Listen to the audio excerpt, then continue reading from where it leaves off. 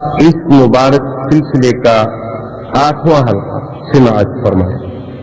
الحمدللہ وکفا والصلاة والسلام علی خاتم الانبیاء سیدنا محمد المصطفى وعلى آلہ المجتبى۔ برادران اسلام، واجب الاحترام بزرگوں، دوستوں، بھائیوں، عزیز نوجوانوں، الحمدللہ کہ عقیدہ مسلم کے ضمن میں جو دروس کا سلسلہ اللہ کی رحمت سے آپ کی اس مجلس میں، فورم میں، مسجد میں جاری ہے، اس ضمن میں ذکر ہو رہا ہے بشریت سیدنا محمد مصطفیٰ صلی اللہ علیہ وسلم۔ تو جیسے توحید کا معنی یا لا الہ الا اللہ کا معنی ہم اپنے منشے سے نہیں کر سکتے، ہم اپنے فکر یا علم یا رائے سے نہیں متعین کر سکتے، اسی طرح محمد الرسول اللہ کی صفات، آپ کی ذات مبارک، آپ کی عظمت شان، آپ کی شخصیت مبارکہ کے بارے میں بھی ہم اپنی مرضی سے کچھ نہیں کہتے۔ اسی وجہ سے میں نے عرض کیا تھا نا کہ ویسے تو ہر آدمی کہہ دیتا ہے کہ ہم موحد ہیں، کسی سے بھی پوچھ لیں، بلکہ حیرت ہوگی آپ کو کہ یعنی اگر آپ کفار سے بھی پوچھیں تو وہ بھی توحید کے دعوے دار ہیں، وہ کہتے ہیں ہم تو موحد ہیں، ہم تو خدا کو مانتے ہیں۔ اسی لیے تو ابھی جہل اور اس کے جتنے ساتھی تھے کفار قریش، وہ جب حج پہ جاتے احرام باندھتے باقاعدہ پڑھتے لبیک اللہ لبیک لبیک لا شریک لک لبیک، باقاعدہ پڑھتے، لیکن اس کے باوجود بھی وہ مشرک تھے۔ تو اس لیے بات یہ ہوئی تھی جو الحمدللہ اتنے دروس میں ہم نے بیان کی کہ لا الہ الا اللہ کہ کوئی معبود نہیں مگر اللہ۔ تو اب جو توحید ہے، پھر جو توحید کی اقسام ہے کہ توحید ربوبیت کیا ہے، توحید الوہیت کیا ہے، توحید اسماء و صفات کیا ہے، یا اسی طرح ایک آدمی کا اللہ کی ذات پہ ایمان ہے لیکن اللہ کے صفات کا منکر ہے تو وہ بھی تو مسلمان نہیں ہوگا۔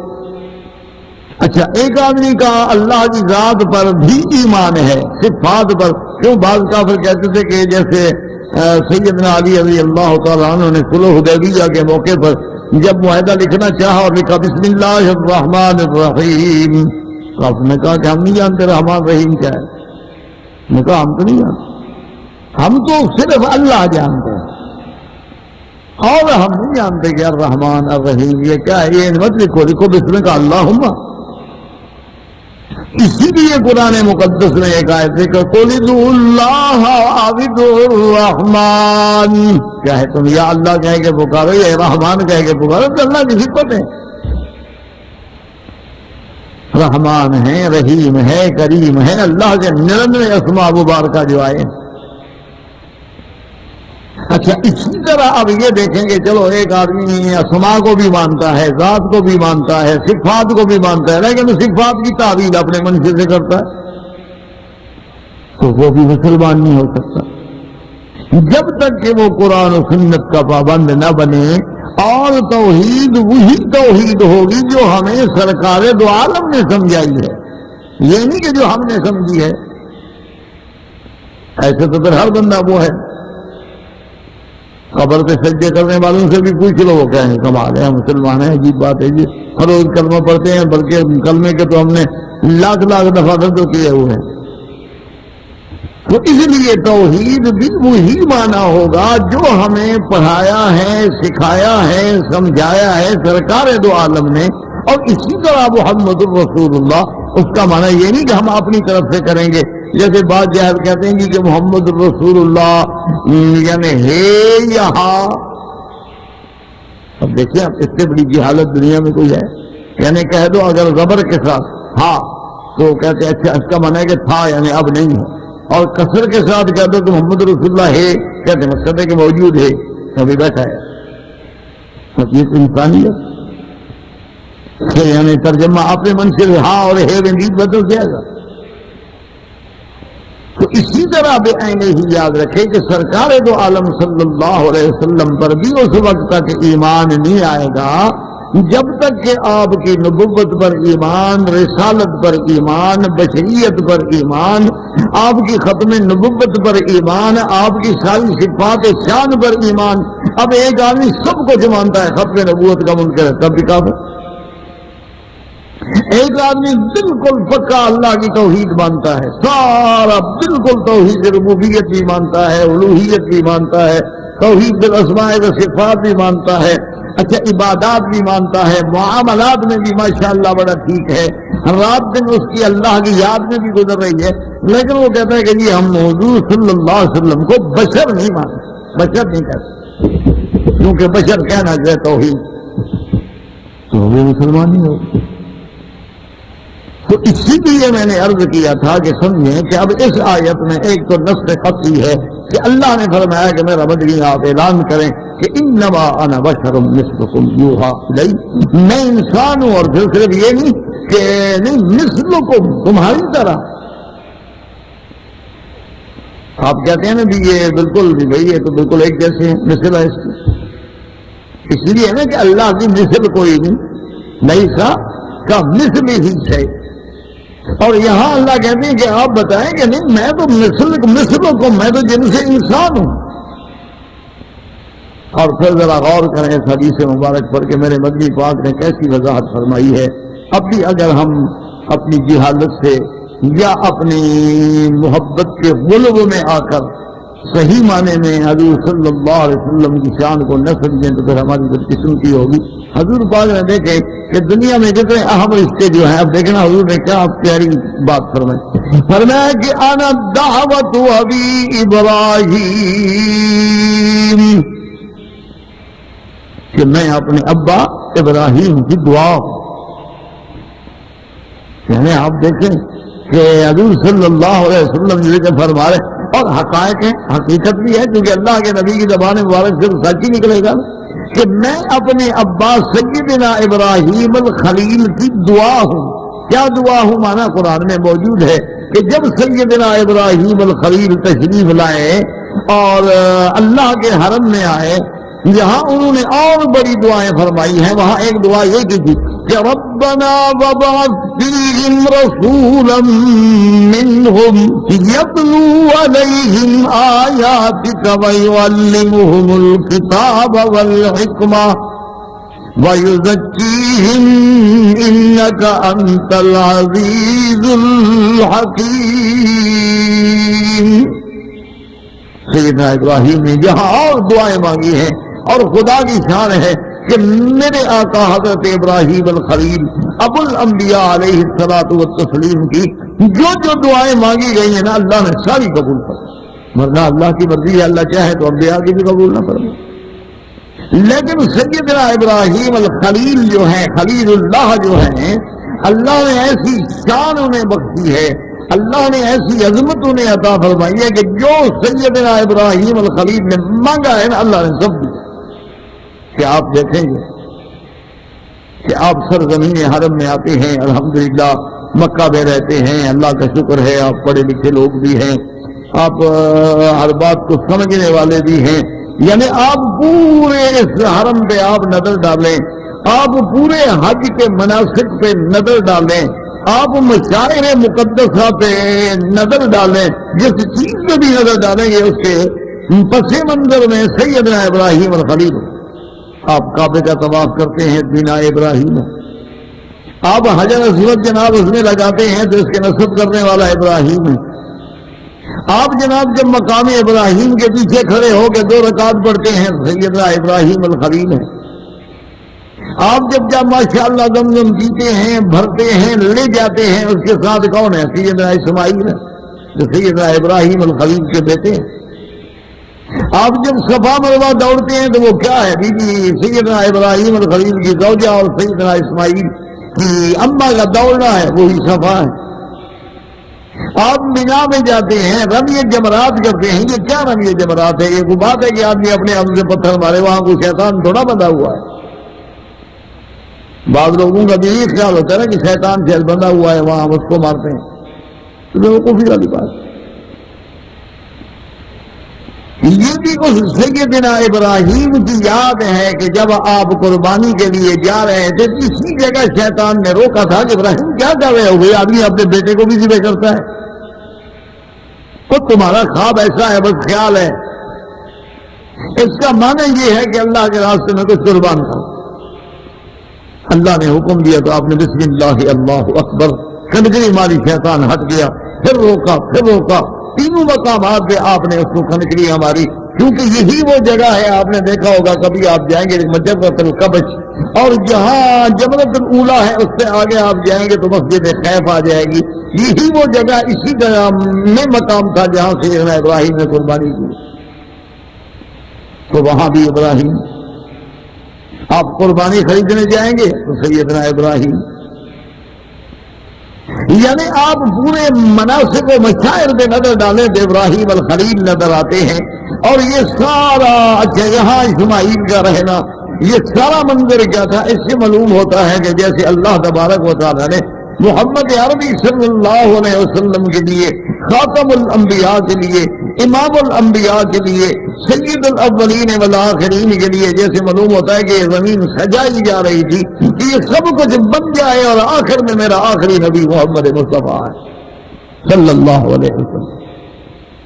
تو اب جناب دیکھیں کہ سیدنا ابراہیم نے پھلوں کی دعا مانگی، سیدنا ابراہیم نے کعبۃ اللہ کی مقبولیت و محبوبیت کی دعا مانگی، اللہ کے لیے، اللہ سے ان کے رزق میں برکت کی دعائیں مانگی، آپ نے جناب ساری دعائیں اللہ نے ساری منظور کی، اور اس میں ایک دعا تھی کہ میرا اللہ اب یہ تیرا گھر بن گیا ہے، کیونکہ خلیل سمجھ گئے کہ میرے بیٹے کی قربانیاں، میرا بیٹے کو چھوڑنا، پھر اللہ کا مجھے حکم دینا، اللہ کے اس گھر کو دوبارہ بنانا، اس کا مطلب ہے کہ کوئی حکمت تو ضرور ہے، یہاں کسی کو بھیجنا تو ہے اللہ۔ تو آپ نے دعا مانگی کہ وَبَعَثْ فِيهِمْ رَسُولًا مِّنْهُمْ، اور کہیں آتا مِنْ أَنفُسِهِمْ، کہ اللہ رسول بھیج، نبی بھیج، پیغمبر بھیج، لیکن ان میں سے باہر سے نہ، کیونکہ باہر سے آئے گا تو اجنبی کی بات کو ماننا بڑا مشکل ہوتا ہے۔ اب دیکھیں نا کہ آدمی کتنا ہی زور لگا لے، لیکن جو آدمی میں تفاوت ہوتا ہے نا، وہ ہزار آدمی ہو لیکن وہ فطری بات ہے، نیچر ہے، وہ لازم رہتا ہے۔ یعنی آپ دیکھ لیں کہ مہاجرین و انصار جیسی صداقت و اخوت کسی میں ملے گی جس کی مثال قرۂ ارض میں نہیں، لیکن مہاجر مہاجر کہلائے، انصار انصار کہلائے، نام تو رہا نا آخر میں۔ تو اگر اللہ تبارک و تعالیٰ پیغمبر بھیج دیتے، کسی شام سے بھیج دیتے، اللہ چاہتے یمن سے بھیج دیتے، اللہ تبارک و تعالیٰ چاہتے تو ساری سرزمین شام جو ہے حجاز سے لے کر شام تک، یہ تو مادن الانبیاء ہے، یعنی یہاں تو اللہ نے ہزاروں نبی پیدا کیے ہیں، تو ایک اور نبی بھی بھیج دیتے۔ موسیٰ علیہ السلام وہی آئے، عیسیٰ علیہ السلام وہی آئے، یعقوب علیہ السلام وہی آئے، ابراہیم الخلیل علیہ السلام وہی آئے، حضرت لوط وہی آئے، سارے پیغمبر۔ یہ منطقہ جو ہے نا جی، آپ یوں دیکھ لیں کہ آپ مدینہ منورہ سے اگر سفر کریں، آپ راستے میں جائیں گے تو کہیں آپ کو قوم عاد نظر آئے گی، کہیں آپ کو قوم سمود نظر آئے گی، کہیں آپ کو قوم شعیب نظر آئے گی، کہیں آپ کو اردن کے قریب جا کے قوم لوط نظر آئے گی، کہیں آپ کو اصحاب الیمامہ نظر آئیں گے، کہیں اصحاب الرس نظر آئیں گے، ساری یہی سرزمین تو ہے جو بڑی ہوئی، لیکن ان کی دعا کیا تھی کہ ربنا وابعث فیہم رسولا منہم، اللہ بھیا ان میں سے بھیج، ان قریش میں سے، مکے والوں میں سے بھیج کہ جو ان کے اندر سے آئے گا اسی کی بات مانی جائے۔ اسی لیے اللہ نے ہر پیغمبر کے بارے میں فرمایا اذا آذن نخاہم، بھائی تھا ان کا، یعنی قومی بھائی، وَإِلَىٰ ثَمُودَ أَخَاهُمْ صَالِحًا، سمود کے بعد ہم نے ان کے بھائی یعنی ان کی قوم میں سے تو صالح کو بھیجا۔ اسی طرح وَإِلَىٰ مَدْيَنَ أَخَاهُمْ شُعَيْبًا، تو اللہ نے ان قوم میں سے پیغمبر بھیجے ہیں۔ تو حضور صلی اللہ علیہ وسلم کو اب اللہ تبارک و تعالیٰ کے پیغمبر کی دعا ہے، اور حضور کیا فرماتے ہیں؟ فرمایا ان اللہ اصطفیٰ کنانۃ من ولد اسماعیل، اللہ نے ولد اسماعیل میں یعنی اولاد اسماعیل میں کنانا کو چن لیا، اور کنانا میں سے قریش کو چن لیا، قریش میں سے بنو ہاشم کو چن لیا، اور بنو ہاشم میں سے اللہ نے مجھے چن لیا۔ اور ایک بات جہاں اپنی عظمت شان ہے وہاں بتایا جا رہا ہے کہ میرا نسب یاد رکھو میں کون ہوں، اور نسب یاد رکھو کہ میرے لیے دعا کس نے مانگی؟ ابا نے۔ تو اگر کوئی مخلوق نور کی ہو، نور سے پیدا کی جائے، وہ کسی کو ابا تو نہیں کہہ سکتا۔ سیدنا جبریل علیہ السلام نے کبھی کسی کو ابا کہا ہے؟ سیدنا میکائیل نے، اسرافیل نے، اللہ کے فرشتوں نے کبھی کہا ہے کہ جناب میرا ابا، میرا دادا، میرا نانا؟ کیونکہ جب نور کی بات ہوگی تو نور کو تو اللہ نے پیدا کیا اپنی قدرت سے، شان کن فیکون سے پیدا کر دیا اور نوری مخلوق پیدا کر دی۔ یہ توالد و تناسب تو ہے، یہ انسانوں میں ہے، جنوں میں ہے، یا اس کے بعد اللہ نے جو باقی مخلوق بنائی ہے، طیور ہیں، پرندے ہیں، صبا ہیں، حیوانات ہیں، باقی جتنے ہیں اقسام ہیں، ان میں بھی توالد و تناسب ہے، اللہ نے ان میں بھی رکھا ہے سلسلہ۔ تو اسی لیے ایک لفظ یاد رکھیں کہ آپ وضع کہہ دیتے نا کہ انا دعوت ابراہیم، بات تو سمجھیں، جو بات میں عرض کر رہا ہوں اس پہ تھوڑی توجہ دیں۔ حضور اگر یہ کہہ دیتے کہ انا دعوت ابراہیم الخلیل وبشارت عیسیٰ روح اللہ، تو کیا بات ہے، کیا فرق پڑ جاتا؟ نہیں، حضور اپنی امت کو سمجھا رہے ہیں کہ میری بشریت میں شبہ کرو گے تو ایمان نہیں رہے گا، اس لیے ابراہیم کا نام لیا تو ساتھ ابی ہونے کا ذکر کیا، اور عیسیٰ کا نام لیا تو بھائی ہونے کا ذکر کیا، اور پھر اپنی ماں کا نام دیا کہ جیسے ایک انسان کے اہم رشتے کیا ہوتے ہیں، یا باپ ہوتا ہے، یا بھائی ہوتا ہے، یا ماں ہوتی ہے، حضور نے اپنے تینوں رشتوں کا ذکر کیا کہ جہاں میری شان سمجھو وہاں یہ بھی دیکھ لو کہ میری ماں ہے، میں اس کے بطن سے پیدا ہوا ہوں، میرا ابا ہے، اس کے بعد میرا بھائی ہے، اور میرے رضائی بھائی ہیں، اور میرے اوپر سارے وہ مراحل گزرے ہیں جو تم سے گزرتے ہیں، تاکہ حضور کی بشریت میں کسی قسم کا کوئی شبہ نہ رہ جائے۔ اسی فرمایا کہ انا دعوت ابی ابراہیم و بشارت اخی عیسیٰ، عیسیٰ بھی میرے بھائی ہیں۔ اچھا، عیسیٰ کیسے بھائی ہیں؟ یاد رکھیں، علماء نے لکھا ہے کہ بھائی جو ہوتے ہیں نا جی، ایک تو وہ ہوتے ہیں جو شقیق کہلاتے ہیں، ماں باپ ایک ہے، یہ بھائی ہیں جن کو آپ حقیقی بھائی بھی کہہ دیتے ہیں۔ اسی طرح ایک بھائی ہوتے ہیں اللاتی اور ایک ہوتے ہیں اخیا۔ بعض بھائی وہ ہوتے ہیں کہ باپ تو ایک ہے لیکن ماں الگ ہے، باپ ان کا ایک ہے، اسے ایک دوسری شادی کر لیں۔ اچھا، بعض بھائی یہ ہوتے ہیں کہ بھئی ماں تو ایک ہے لیکن باپ الگ ہے، ایک عورت کی پہلے اولاد تھی پھر اسے دوسری شادی کر لی، اس سے بھی اولاد ہو گئی۔ تو اب اللہ تبارک و تعالیٰ کے پیغمبر جو ہیں وہ سب بھائی، کیونکہ سب ولد آدم۔ اس لیے حضور نے فرمایا کہ وہ اخی بشارت و اخی عیسیٰ، کہ میرے بھائی سیدنا عیسیٰ نے، ورنہ حضور فرماتے عیسیٰ روح اللہ نے بشارت دی، عیسیٰ کلمۃ اللہ نے بشارت دی، عیسیٰ رسول اللہ نے بشارت دی، اور بھی تو شان والے لفظ ہے نا۔ لفظ اخی کہنا کہ میرا بھائی، تاکہ امت کو سمجھ آ جائے کہ میرا بھائی بھی ہے، میرا باپ بھی ہے، میری ماں بھی ہے۔ خبردار کہیں ایسا نہ ہونا مجھے خدا کے نور کا ٹکڑا بنا کے کافر ہو جاؤ، میری بشریت کا انکار کر بیٹھو گے تو پھر نبوت کا انکار ہوگا، اور ایک نبی کا انکار جو ہے وہ سارے نبیوں کا انکار، تو یہ قاعدہ ہو۔ اچھا جی، عیسیٰ علیہ السلام نے بشارت دی کیا؟ وَمُبَشِّرًا بِرَسُولٍ يَأْتِي مِن بَعْدِ اسْمُهُ أَحْمَدُ، انہوں نے خبر دی کہ میرے بعد ایک پیغمبر آئیں گے جن کا نام احمد ہوگا۔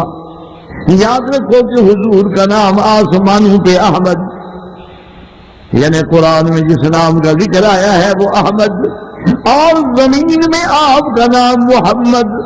اس لیے حضور نے فرمایا انا محمد و انا احمد، محمد بھی میرا نام ہے، احمد بھی میرا نام ہے، اور فرمایا وَأَنَا الْحَاشِرُ، فرمایا وَأَنَا الْمَاحِي، فرمایا وَأَنَا الْعَاقِبُ الَّذِي لَيْسَ بَعْدَهُ نَبِيٌّ، کہ حاشر بھی میرا نام ہے، عاقب بھی میرا نام ہے، جس کے بعد نبی کوئی نہیں۔ تو حضور صلی اللہ علیہ وسلم، لیکن ایک بات یاد رکھ لیں کہ احمد اور محمد میں فرق کیا ہے؟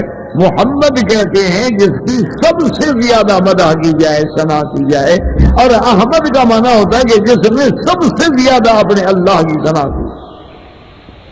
اس لیے دو ناموں میں ایک ہے محمد کہ ساری کائنات میں جتنی ثنا اور مدح حضور کی ایسے اور کس کی ہو سکتی ہے، اور پھر اس کی مدح کا کیا کہنا جس کی اللہ خود صفت بیان کرے. اس لیے محمد ہے. اور پھر احمد ہیں کہ ساری رات مسلے پہ کھڑے ہیں اور پاؤں سوج جاتے ہیں، ورم آ جاتی ہے، اور بی بی عائشہ کہتی ہے کہ یا رسول اللہ آپ کو تو اللہ نے جنت کا پروانہ دے دیا، مالک بنا دیا، آپ سے پہلے تو کوئی جنت میں داخل نہیں ہو سکتا، اللہ نے آپ کی پہلی کی سب باتیں معاف کر دی ہیں، پھر اتنی محنت کی کیا ضرورت ہے؟ فلا اکون عبدا شکورا، کیا میں اپنے اللہ کا بندہ شکر گزار نہ بنوں؟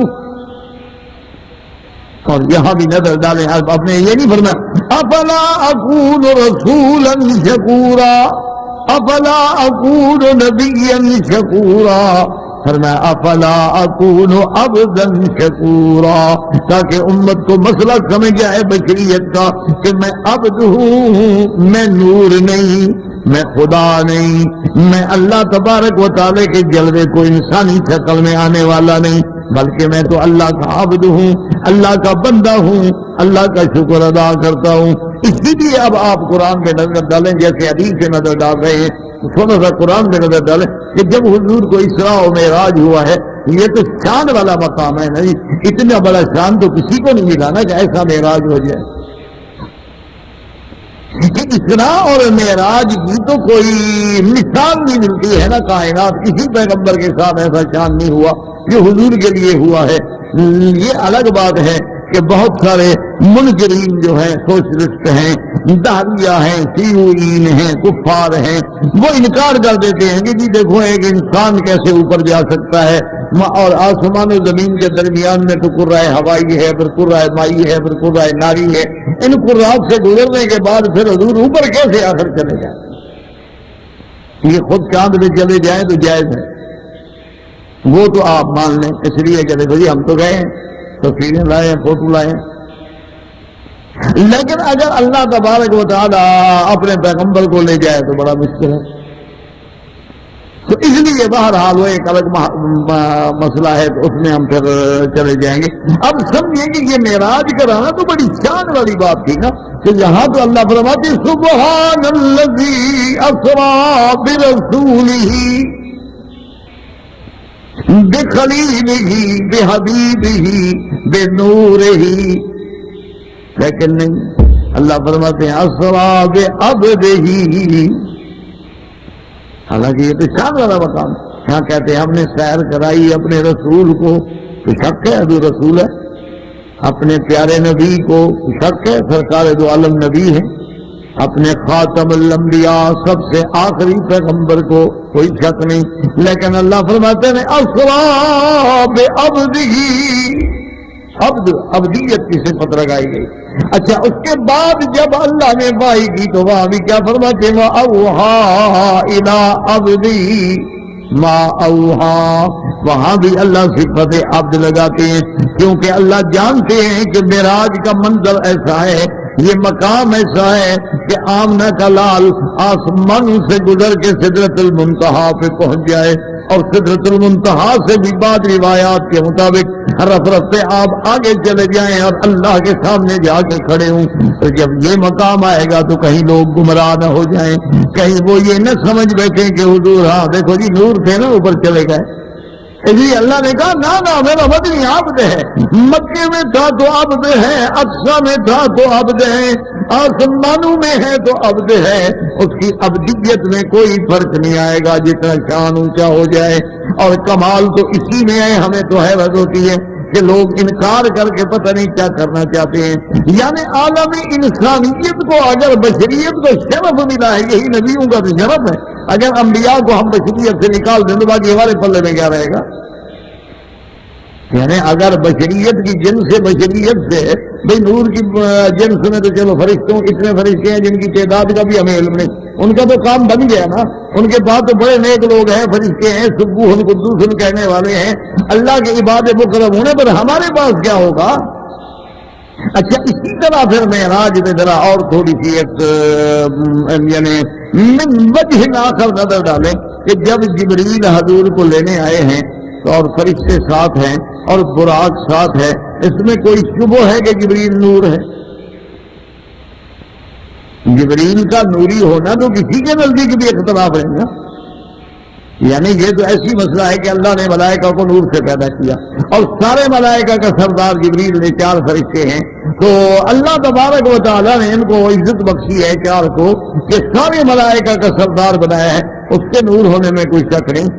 لیکن دیکھ لیں کہ وہ نور تو براق لے کے سواری لے کے، یعنی سرکار دو عالم کی سواری کی لگام پکڑ کے سرکار کو ادب سے جگا کے اور براق پہ بٹھا کے اور ساتھ گائیڈ بن کے جا رہا ہے۔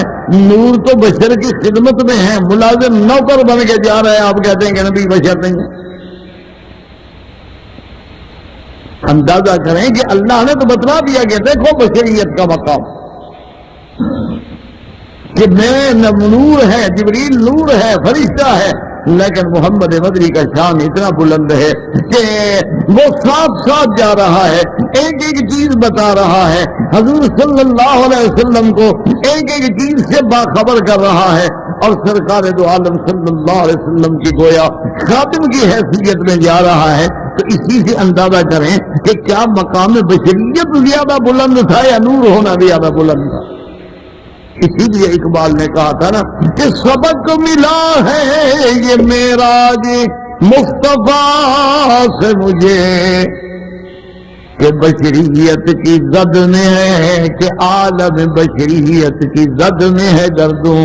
وہ کہتا ہے میرا مدنی مجھے تو معراج کی واقعہ دیکھنے کے بعد مقام بشریت سمجھ آیا کہ سارا نظام تو بشر کے پیر گھوم رہا ہے، پوری دنیا کا نظام اللہ نے روک دیا کہ ٹھہر جاؤ ستارو 4 پورے ٹھہر جاؤ، میرا محمد مصطفیٰ معراج سے آ رہے ہیں، رات بھی نہ گزرے اور میرا مدنی واپس جائے نا مکے میں۔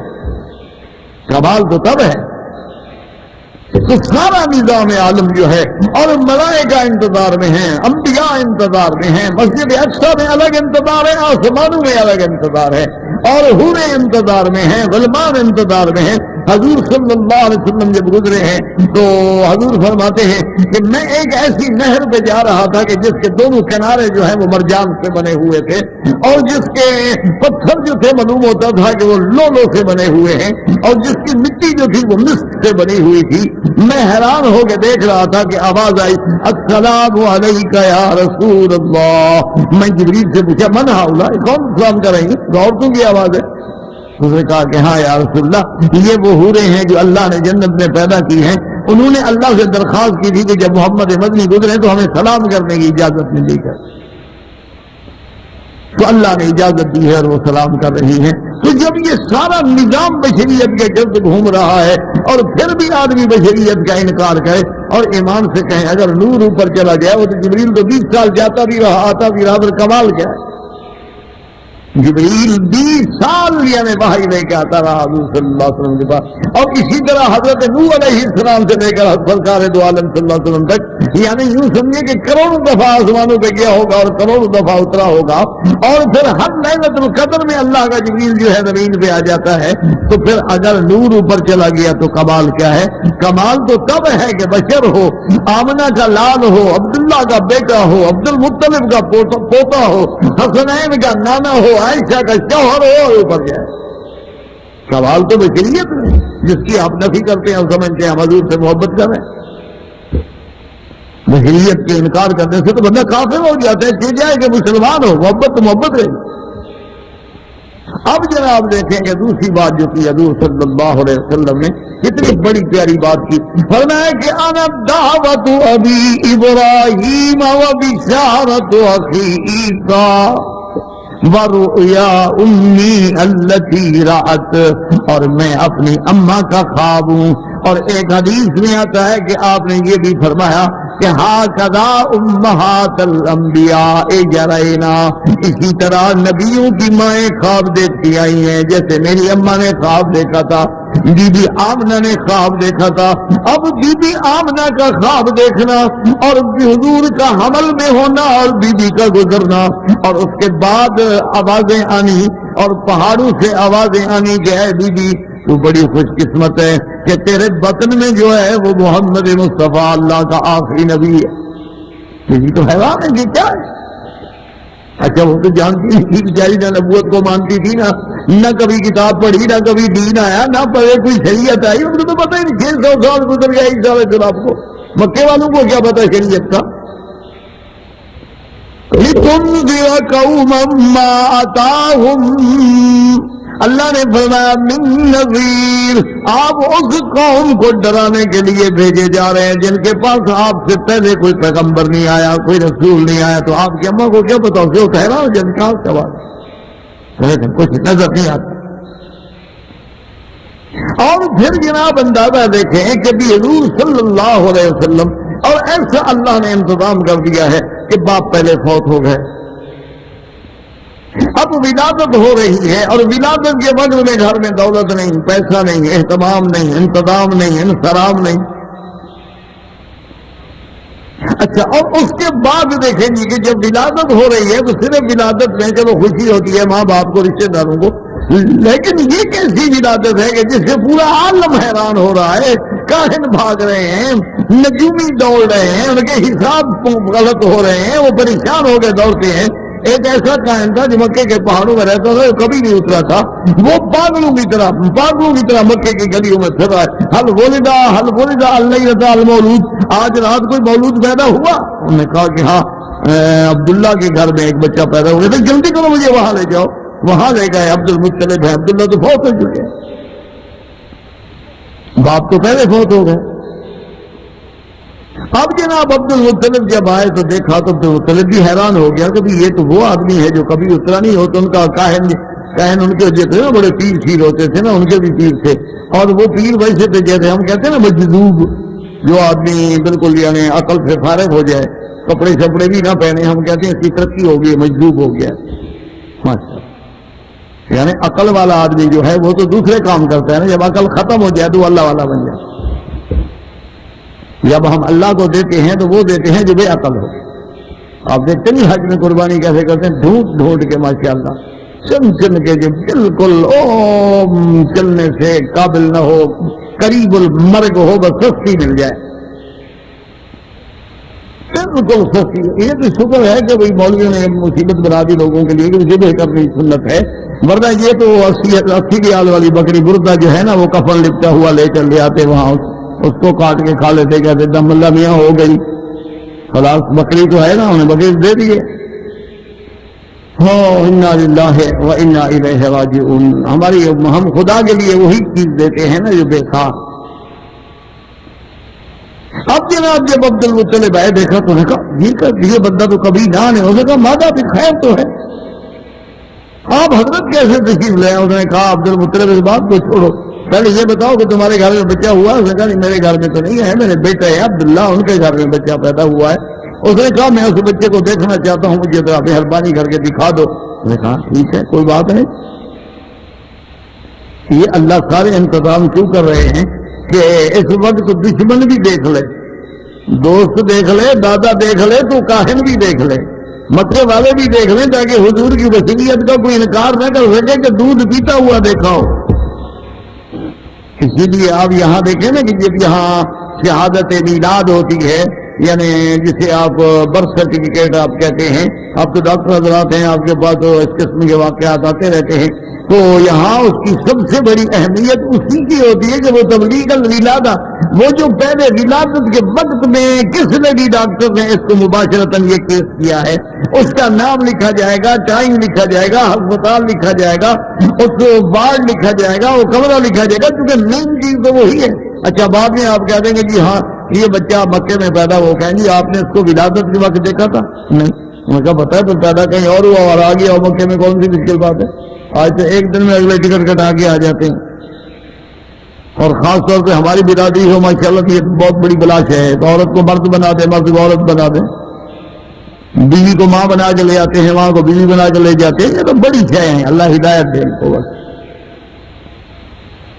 اللہ پاک ہدایت دے، بس ہدایت کے فیصلے کرے، اور خدا کرے کہ ہماری قوم کا ذہن جو ہے اللہ تعمیر پہ لگا دے۔ اللہ نے انہیں ذہن بڑا دیا ہے، اور حقیقت ہے کفر حیران ہے کہ مسلمانوں کے پاس ایسا دماغ، لیکن خدا کرے کہ تقریب کے بجائے یہ تعمیر پہ لگ جائے، خدا کرے کہ بدعت کے بجائے یہ سنت پہ لگ جائے، شرک کے بجائے توحید پہ لگ جائے، کفر کے بجائے ایمان پہ لگ گیا، آپ کا مقابلہ پوری دنیا نہیں کر سکتی۔ مسلمان کو اللہ نے وہ نوازا ہے نا، ایسی خوبی اسے نوازا ہے، ایسے ہر لحاظ سے نوازا ہے کہ ساری دنیا آپ کا مقابلہ نہیں کر سکتی۔ ایمان سے کہیں اور آپ کہیں بھی چلے جائیں، بڑا ناز ہے نا یہودیت کو، نصرانیت کو، ہندو مت کو، بودھ مت کو، ان سب کو، لیکن جو لوگ آج تک اپنے نطفے کی حفاظت نہیں کر سکے، جن کو اپنے باپ کا پتہ نہیں بولا، وہ بھی عقل مند قوم ہوتی ہے۔ آپ مجھے ٹھنڈے دل سے بتائیں، حالانکہ عربوں کا محاورہ ہے کہ بچہ مرد یتیم ہوتا ہے انسان جب باپ مر جائے، اور جانور یتیم ہوتا ہے جب ماں مر جائے، کیونکہ جانور کی ماں کا تو پتہ ہوتا ہے نا، باپ کا پتہ کسی کو ہوتا ہے۔ تو اسی طرح آپ یورپ میں انگریزوں میں چلے گئے، 5 لاکھ بچے کی ایسی ہے کہ جن کے باپ کا نام نہیں ہو، اسکول والے پوچھتے کیا لکھے ہو، کہتے ہیں کچھ لکھ دو، کوئی گلو پھلو کچھ لکھ دو، جو مرضی لکھ دو، کیوں ہے پتہ ہی نہیں۔ کوئی ایک باپ ہو تو میں درج کراؤں نا، تو جیسے ہم اسکلٹ بدلتے ہیں اسی طرح خامد بدل لیتے ہیں۔ اور پھر وہ خامد آپ نے ایسے سنے ہیں کہ جناب شادی سے پہلے میاں بیوی کی طرح رہتے ہیں، 20 سال کٹھے رہنے کے بعد نکاح کر لیتے ہیں۔ دیکھو کیسی عقل مند قوم ہے، نکاح بعد میں کیا، حلال بعد میں کیا، استعمال پہلے۔ یہ کون سی قوم ہے؟ اسلام کو جو اللہ نے دیا ہے نا، یہ تو ہماری بدقسمتی ہے کہ دشمن نے ہمیں لڑا دیا ہے۔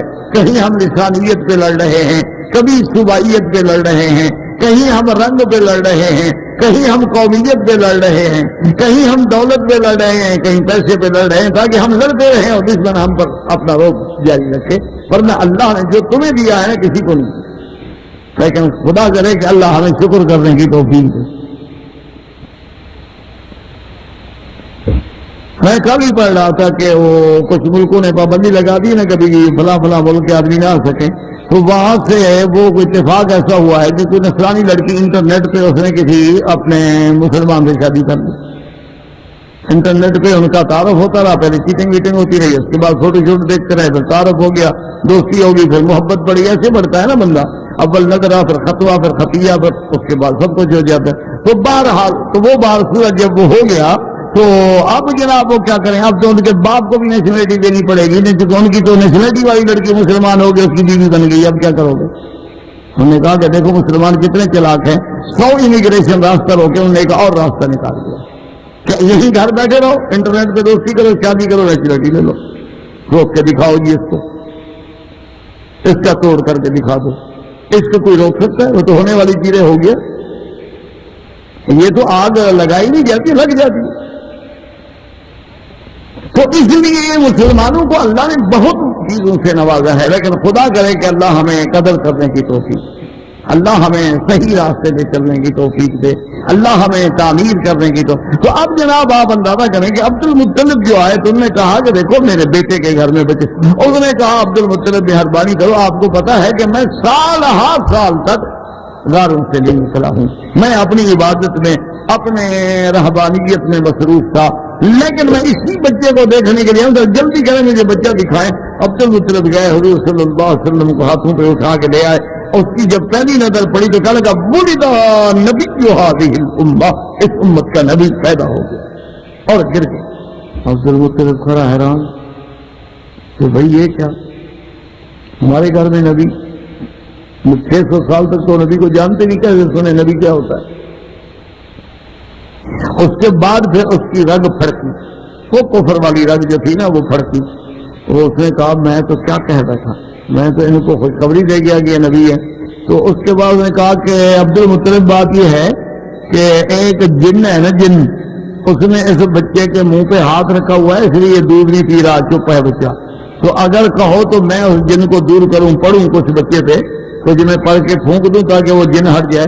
عبد المطلب بھی سمجھ گئے کہ ابھی تو کہتا تھا نبی ہے اور ابھی کہتا ہے جن میں ہاتھ رکھا ہوا ہے، اس کا مطلب ہے یہ کوئی بات ہے، یہ ہمیں پاگل بنا رہا ہے۔ انہوں نے کہا جائیں آپ اپنا کام کریں، اس بچے کو کسی جن سے خوف نہیں ہوگا۔ تو یہ ساری گواہیاں کیوں دی جا رہی ہیں کہ اماں کا خواب دکھایا جا رہا ہے وقت ولادت بتایا جا رہا ہے، بی بی حلیمہ کے گھر میں لے کے جانا دکھایا جا رہا ہے۔ اچھا تو ضروری بات تھی جب بی بی حلیمہ کے لیے جو اس کا خاوند اونٹنی لے کے آیا وہ کمزور تھی، اچھی ہوتی کیا ہو جاتا؟ اچھا ساری دائیاں جو تھی وہ پہلے پہنچ گئی، بچے لے گئے، امیر لوگوں کے گھر میں چلی گئی، بی بی حلیمہ سب سے آخر میں پہنچی، پتہ کیا انہوں نے کہا کوئی بچہ نہیں، ایک یتیم ہے عبداللہ کے گھر میں پیدا ہوا ہے، باپ پر فوت ہو گیا ہے، اس لیے وہ ساری دائیاں چھوڑ گئیں کہ جس کا باپ ہی نہیں ہمیں کیا پیسے دے گا، وہ تو خود کسی اور کے گھر میں پلے گا نا، تو ہماری خدمت کون کرے گا؟ یتیموں کے لیے کون خرچ کرتا ہے؟ یتیموں کا مال کھاتے ہیں لوگ لیکن ان پہ خرچ تو نہیں کرتے۔ تو بی بی حلیمہ نے اپنے خاوند سے کہا خالی جانے سے تو بہتر ہے کچھ لے جائیں، آخر ہم لوگوں کا گزارا تو اسی بچوں کے دودھ پلانے پہ ہے اور تو ہمارا ماس کوئی نہیں۔ تو جب وہاں آئے اور بیٹی عبد المطلب سردار بیٹھا ہے اور وہ ایک ایک نام کی تحقیق کر رہا ہے، کہتا ہے کہ نام کیا ہے تمہارا؟ انہوں نے کہا حلیمہ۔ قبیلہ؟ انہوں نے کہا بنو سعد۔ تو خوش ہو گئے، کہنے لگے اچھا ماشاءاللہ تمہارا نام حلیمہ ہے، قبیلہ تیرا سعد ہے، تو ابنی محمد، میرا بیٹا بھی تو پھر محمد ہے نا۔ یہ ساری گواہیاں کیوں دی جا رہی ہیں؟ تاکہ حضور کی بشریت پر ہمارا ایمان پختہ ہو جائے۔ اسی میں اگر ہم غلطی کریں گے تو پھر تباہ ہو جائیں گے، پھر پورا دین کی جو عمارت ہے نا، یوں سمجھے نا کہ جیسے اس کے پلر نکال لو نا تو عمارت دھڑام سے نیچے گر جائے گی۔ اگر حضور کی بشریت کا انکار کر دیا جائے تو پورے دین کی عمارت گر جائے گی، ایمان دین ختم ہو جائے۔ اسی لیے حضور صلی اللہ، اب دیکھیں کہ تین چیزیں بتا۔ اچھا اس کے بعد جناب دیکھیں کہ حضور صلی اللہ علیہ وسلم الحمدللہ اب سیرت النبی کے درسوں میں پہلے بھی سیرت کا حصہ سن چکے ہیں کہ غزوہ خندق کے موقع پہ جب خندق کھودی جا رہی ہے، بھوک ہے، فاقہ ہے، الفت ہے، مشقت ہے، اور صحابہ نے پیٹ سے پتھر باندھا ہوا۔ وہ ہمارے ایک بزرگ تھے، وہ ہمیشہ فرمایا کرتے تھے، وہ کہتے تھے مولوی مکی انبیاء نے تو پتھر باندھ کے اور علماء نے اور اولیاء اللہ نے پتھر کھا کے بھی حق سنایا، لیکن ہم والے لوگوں نے حلوہ کھا کے بھی حق نہ سنا۔ فرماتے پھر کیا ہوگا قیامت؟ کہتے تھے کہ اللہ والوں کو تو پتھر مارے لوگوں نے، لیکن انہوں نے تو ان پتھروں کو برداشت کر کے حق پہنچایا ہے امت کو۔ لیکن آج کیا وجہ ہے کہ ایک عالم کا استقبال ہوتا ہے، اس کے گلے میں پھول ڈالے جاتے ہیں، اس کے جناب بہترین سے بہترین کار پہ لے جایا جاتا ہے، بہت اچھے قسم کے کمرے میں بٹھایا جاتا ہے، پھر اس مولوی صاحب کے ساتھ جو ان کے خدمت گزار کوئی فیکٹری کو خوشامدی کوئی اس قسم کے نعرے والے، وہ جناب باقاعدہ حضرت کے کھانے کا مینو دیتے ہیں کہ سرکار ناشتہ یہ کرتے ہیں اور لنچ یہ ہوگا اور ڈنر یہ ہوگا، اور ساری تفصیلات ہوتی ہیں، اور پھر بندہ میز میں بیٹھ کے جھوٹ بولے اور امت کو گناہگار کرے اور گمراہ کرے، کیا قیامت میں جواب دے؟ آخر مرنا بھی ہے کہ نہیں؟ ہونے جی آپ ٹھنڈے دل سے سوچا کریں کہ مثلا میں اللہ کی گھر میں بیٹھا ہوں مسجد میں، جن کو میں نے دیکھا ہے، اور لوگ تو بڑے ہوں گے نا جن کو ہم نے نہیں دیکھا، سید عطا اللہ شاہ بخاری رحمۃ اللہ علیہ کو میں نے بڑھاپے میں دیکھا ہے، اللہ ان کی قبر پہ کروڑوں رحمتیں فرمائے، اور میں نے ان کی تقریریں بھی بڑھاپے میں سنی ہیں جبکہ فالج ہو چکا تھا، زبان پہ اثر تھا، لکنت بھی زبان میں فالج کی وجہ سے آ گئی تھی، اس دور میں ہم لوگوں نے ان کی تقریریں سنی ہیں۔ لیکن وہ لوگ جنہوں نے شاہ جی کو جوانی میں دیکھا ہے، ان کا جمال دیکھا ہے، ان کا کمال دیکھا ہے، یعنی آپ حیران ہوں گے کہ ہمارے بہت بڑے مشہور پروفیسر ہیں، ظفر حیات نشتر میڈیکل کالج ملتان کے مشہور پروفیسر ہیں، ان کی بیگم بھی پروفیسر ہیں، آپ کے کنگ یونیورسٹی عبدالعزیز میں بھی وہ پروفیسر رہی ہیں جدے میں۔ انہوں نے ایک دفعہ سنایا، وہ کہنے لگے کہ ہم میڈیکل کے اسٹوڈنٹ تھے، پڑھتے تھے، تو ہمارا کوئی خاص مشکل پرچہ تھا، تو ہم لوگ رات کو گھروں سے نکل جاتے تھے کہ جا کے کسی پارک میں کسی جگہ پہ کھلی جگہ پہ جا کے بیٹھ گئے، اور وہی جو لائٹ ہوتی ہے اسٹریٹ لائٹ ہوتی ہے اس سے رات کو تیاری کرتے تھے کہ گھر میں گرمی اور تکلیف ہوتی تھی۔ تو کہتے ہیں کہ ہم 3-4 لڑکے تھے، ساتھی تھے، نوجوان تھے، سارے میڈیکل اسٹوڈنٹ تھے، اور آخری ہمارا سال تھا۔ تو وہاں سے جب گزرے تو ہمیں آواز آئی، ہم موچی گیٹ سے گزر رہے تھے، آواز آئی جیسے کوئی تقریر ہو رہی ہے۔ ہم نے کہا یار کون ہے؟ لوگوں سے پوچھا، انہوں نے کہا تھا اللہ شاہ بخاری تقریر کر رہا۔ تو ہم نے آپس میں لڑکوں نے کہا کہ عطا اللہ شاہ بخاری کی تقریر ہے یار، ایسا کرتے ہیں کہ 5-10 منٹ سن لو. 5-10 منٹ کے لیے کھڑے ہو جاتے ہیں اور اندر نہیں جاتے، جب سے پھر نکلنا مشکل ہو جائے گا. باہر باہر کھڑے کھڑے تو کہتے ہیں سارا جو پنڈال تھا وہ بھرا ہوا تھا، سڑکوں پہ مخلوق تھی اور فٹ پاتھوں پہ مخلوق تھی. دور کنارے پہ ہم کہیں کھڑے ہو گئے اور تقریر سننی شروع کی. وہ کہتے ہیں وہ تقریر تھی کہ سحر تھا. ہمارا سحر تو اس وقت ٹوٹا کہ جب اسٹیج سے آواز آئی اللہ اکبر صبح کی اذان ہو گئی. ساری رات ہم کھڑے. تو آپس میں ہم نے کہا بھی مارے گئے، آج ہمارے پرچے چلتے، ہم نے تیاری نہیں کی، امتحان کمیٹی دیں گے. اچھا مولوی نے ہمیں تو مروا دیا، فائدہ کیا ہوا؟ ہم تو رول گئے. ہم نے کہا ایسا کرو وضو کر کے جلدی جلدی نماز پڑھو تو اسی شاہ کو پکڑو. اس کو کہو جی آپ نے ہی ہمیں خراب کیا ہے. وہ کہتے ہیں کہ جناب شاہ جی نماز پڑھنے کے بعد تھکے ہوئے تھے اور اپنے رضاکاروں کے جلب میں جا رہے تھے، لیکن ہم نوجوان تھے، کالج کے اسٹوڈنٹ تھے، ماشاءاللہ میڈیکل اسٹوڈنٹ تھے، ٹھیک ٹھاک سیرت تھی اور کھیلنے والے. ہم نے جناب ادھر ادھر لوگوں کو ہٹایا، رضاکاروں کو شاہ جی کو جا کے پکڑ لیا. ہم نے کہا شاہ جی گزارش یہ ہے کہ آپ کے جادو نے، آپ کی تقریر نے ہماری ساری رات کھا لی، ہمیں پتہ نہیں لگا کہ رات گزر گئی. آج ہمارا پرچہ ہے، ہم نے تیاری نہیں کی، اب کچھ نہیں تو دعا تو کر دو. تو کہتے ہیں کہ شاہ جی جلال میں آئے اور یوں اپنی داڑھی پہ ہاتھ پھیرا، خوبصورت انسان تھے، اور کہا کہ بیٹا اس پرچے میں تو تم فیل نہیں ہوتے، باقی کی تم جانا، تمہارا کام جانا، جاؤ کوئی دیکھنے کی ضرورت نہیں، اس پرچے میں تم فیل نہیں ہوتے، اللہ میاں بخاری کی داڑھی کی لاج رکھے گا. وہ کہتے ہیں سب سے زیادہ نمبر ہم نے اسی پرچے میں لیے جس کی ہمیں توقع نہیں ہو سکتی تھی. ہم نے ٹانگے پہ بیٹھے بیٹھے جو کھولا نا وہی جگہ آئی سوال. ہم سب سے زیادہ نمبر ہم نے اسی میں لیے. اس نے کہا ہم شاہ جی کو اس وقت دیکھا ہے، وہ عالم دیکھا ہے کہ ہمیں اندازہ کریں کہ اتنے بڑے لوگ جو تھے نا جی، ان کو تو کرائے کے مکان میں موت آئی، کرائے کے مکان میں فوت ہوئے، اپنا مکان نہیں لے سکے. میں خود گیا شاہ جی کے پاس، آخری میری جب ملاقات ہے تو شاہ جی رحمت اللہ علیہ مجھے یاد ہے کیسے دیوار کو ٹیک لگاتے لگاتے مشکل سے دروازے پہ آئے، دروازہ کھولا اور مجھے اندر جا کے بٹھایا اور کہنے لگے کہ مولوی مکی کئی دنوں سے نمک کی چائے چل رہی ہے، پیو گے؟ کہ میرے گھر میں چینی تو ہے نہیں، نمک ڈال کے چائے پی رہا ہوں، تم بھی اگر نمک ڈالنے والی چائے پی لو تو بنوا لوں. تو میں نے کہا حضرت میں جا کے چینی رکھا، مجھے شرم ہوتی تو پہلے لے آتے، اب کیا لے آؤ گے، اب بیٹھ جاؤ، بس آرام سے بیٹھ جاؤ. تو خیر میں بیٹھ گیا. مجھے یاد ہے آج تک انہوں نے مجھے آخری شعر سنایا، کہنے لگے کہ ایک شمع تھی سو آخر شب وہ بھی بجھ گئی. مجھے آج تک شاہ جی کا وہ شعر یاد ہے کہ ایک شمع تھی سو آخر شب وہ بھی بجھ گئی، اور حیرت کے ساتھ کون گزارے تمام رات. کہنے لگے میاں اب ہم تو جانے والے ہیں. یہ لوگ تو اپنا کرائے کے مکان میں فوت ہو گئے، اور ہمارے یہاں آدمی مولوی پیدا ہوتا ہے 20 سال نہیں گزرے ہیں ماشاءاللہ، اور پوری دنیا میں جائیدادیں ہیں اور جناب کیا ہے اور گاڑیاں اور موٹر، یہ کہاں سے آ جاتی ہے؟ وجہ کیا ہے کہ حق کہنے والے کو اللہ کی رضا ملتی ہے، دولت نہیں ملتی. جھوٹے خواب سناؤ نا جی تو پھر 1 منٹ میں قوم سبحان اللہ ساری کل توحید بیان کرنا شروع کر دو، بدعت کے درس دینے شروع کر دو، جناب روز دعوت کریں گے. ایسے مجھے 4 سال ہو گئے کسی نے روٹی نہیں کھلائی. انشاءاللہ کوئی قسم کھا کے بھی نہیں کہہ سکتا، قسم توڑنے کے لیے کہتے تھے. ویسے میں ویسے بھی نہ کھاتا انشاءاللہ، لیکن کم از کم قسم توڑنے کے لیے کہتے تھے مولوی صاحب آج ہمارے یہاں کوئی بکری چھکری مال کو حلال حرام کھایا ہوا ہے کھا لو. لیکن نہیں، سوال نہیں پیدا ہوتا کہ حق کھانے والے کے لیے بس وہی ہوتا ہے. یہ شاہ جی کہتے تھے تقریر کی تو واہ شاہ جی، پکڑے گئے تو آ شاہ جی. وہ کہتے تھے جناب ہمارا ہمیشہ یہ حال رہا ہے، تقریریں کی ہیں تو لوگوں نے کہا واہ شاہ جی، اور جب ہم پکڑے گئے تو کہا آ شاہ جی. اور اسی واہ اور آ میں ہم ہو گئے تباہ. کہا آدھی ریل میں کٹ گئی، آدھی جیل میں کٹ گئی. تو یہ حق والوں کا میرا بھائی پھر یہی ہوگا، جو مسئلہ حق کا بیان کرے گا اس کا بھی یہی.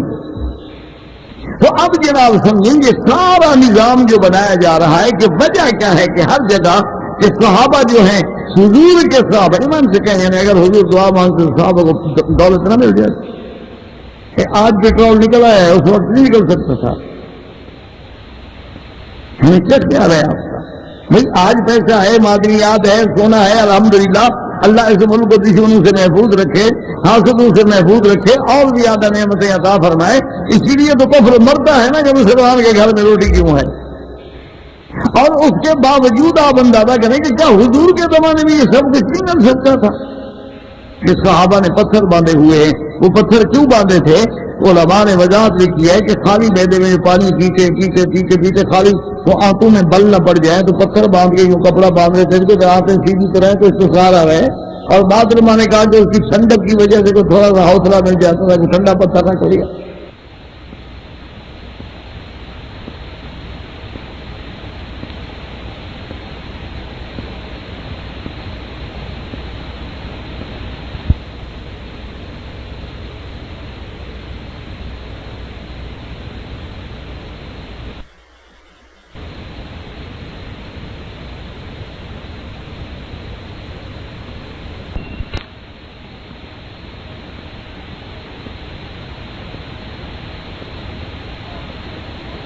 اور جب صحابہ نے اتنی تکلیف بڑھ گئی اور ایک صحابی نے شکایت کی، قربان جاؤں آمنہ کے لال سے، فرفع ثوبہ، حضور نے اپنی قمیض اٹھائی تو 2 پتھر باندھے ہوئے۔ اب نور کو بھی پتھر باندھنے کی ضرورت ہوتی ہے؟ ایمان سے کریں، خدا کا خوف کرے، اللہ سے ڈر کے فیصلہ کرے۔ کیا جبریل نے بھی کبھی بوک سے پتھر باندھے؟ کبھی میکائیل نے بھی بوک سے پتھر باندھے؟ کبھی نوری مخلوق بھی مہمان ہوئی ہے، ان کا تو یہ عالم ہے کہ کھانا آگے رکھو تو نہیں کھاتے۔ ان کا تو وہ یعنی کھانا ابراہیم علیہ السلام نے آگے بکر وہ بہو رہے بکر آنا تھا کہ ان بھی کھاؤ، میں تمہارے بچڑا بھون کے لایا ہوں۔ انہوں نے کہا ابراہیم علیہ السلام کیا کہہ رہے ہو؟ ہم اللہ کے فرشتے تو کھانا نہیں کھاتے، ہم تو نوری مخلوق ہیں، ہم تو کھانا نہیں کھاتے۔ اچھا اسی طرح اب دوسرے پہلو سے سوچے مقام بشریت کو کہ ایک دفعہ بی بی عائشہ نے پوچھا، یا رسول اللہ صلی اللہ علیہ وسلم، آپ کی زندگی میں آپ کے لیے سب سے سخت دن کون سا گزرا ہے؟ ویسے تو حضور پاک کے لیے ساری امتحان کی زندگی تھی، لیکن شدید سخت امتحان کا دن کون سا گزرا ہے؟ تو حضور نے فرمایا کہ عائشہ، جب مکے والوں سے میں مایوس ہوا اور میں طائف والوں کو دعوت دینے گیا اور طائف والوں نے بھی پتھر برسائے، صلی اللہ علیہ وسلم۔ یاد رکھا کرو، علماء کہتے ہیں کہ جس مولوی کو گالی نہ ملے، جس مولوی کو برا نہ کہا جائے، جس کی مخالفت نہ ہو، سمجھو حق پہ نہیں۔ اس لیے علماء نے لکھا کہ جس جماعت کی مخالفت نہ ہو، جس جماعت کے دشمن نہ ہوں، جس مولوی کی مخالفت نہ ہو، سب لوگ راضی ہوں کہ جناب مسجد میں سبحان اللہ مجھے مولانا بڑے معتدل، بڑے مرنج انسان، سمجھ لو کہ معاملہ گڑبڑ ہے، حق نہیں کہتا۔ حق کہے تو پھر تو جناب پتھر لگتے ہیں۔ حضور پاک پہ سارے اکٹھے نہیں ہوئے تو تمہارے مولوی پہ سارے اکٹھے کیسے ہو سکتے ہیں؟ جب سارے راضی ہوں نا، سمجھ لیا کرو کہ معاملہ گڑبڑ ہے۔ معنی یہ ہے کہ حضرت کچھ مداحنت کر رہے ہیں، حق نہیں کہتے۔ اب تو ہمارے یہاں مولویوں کا ہے کہ طبقہ پیدا ہوا ہے ماشاءاللہ، آپ بلا لیں تو شان صدیق پہ تقریر، یوم صدیق، دوسرے دن کیا رات بلا لیں یوم حسین میں بھی چلے جائیں۔ اچھا بینک والے بلا لیں ماشاءاللہ، بینک کا بھی آپ افتتاح کراتے ہیں، علماء کرام ماشاءاللہ، فیتا کاٹ کے ماشاءاللہ۔ بینک ہے نا، کچھ نہ کچھ تو دے گا نا، خالی تو نہیں آئے گا نا مولوی۔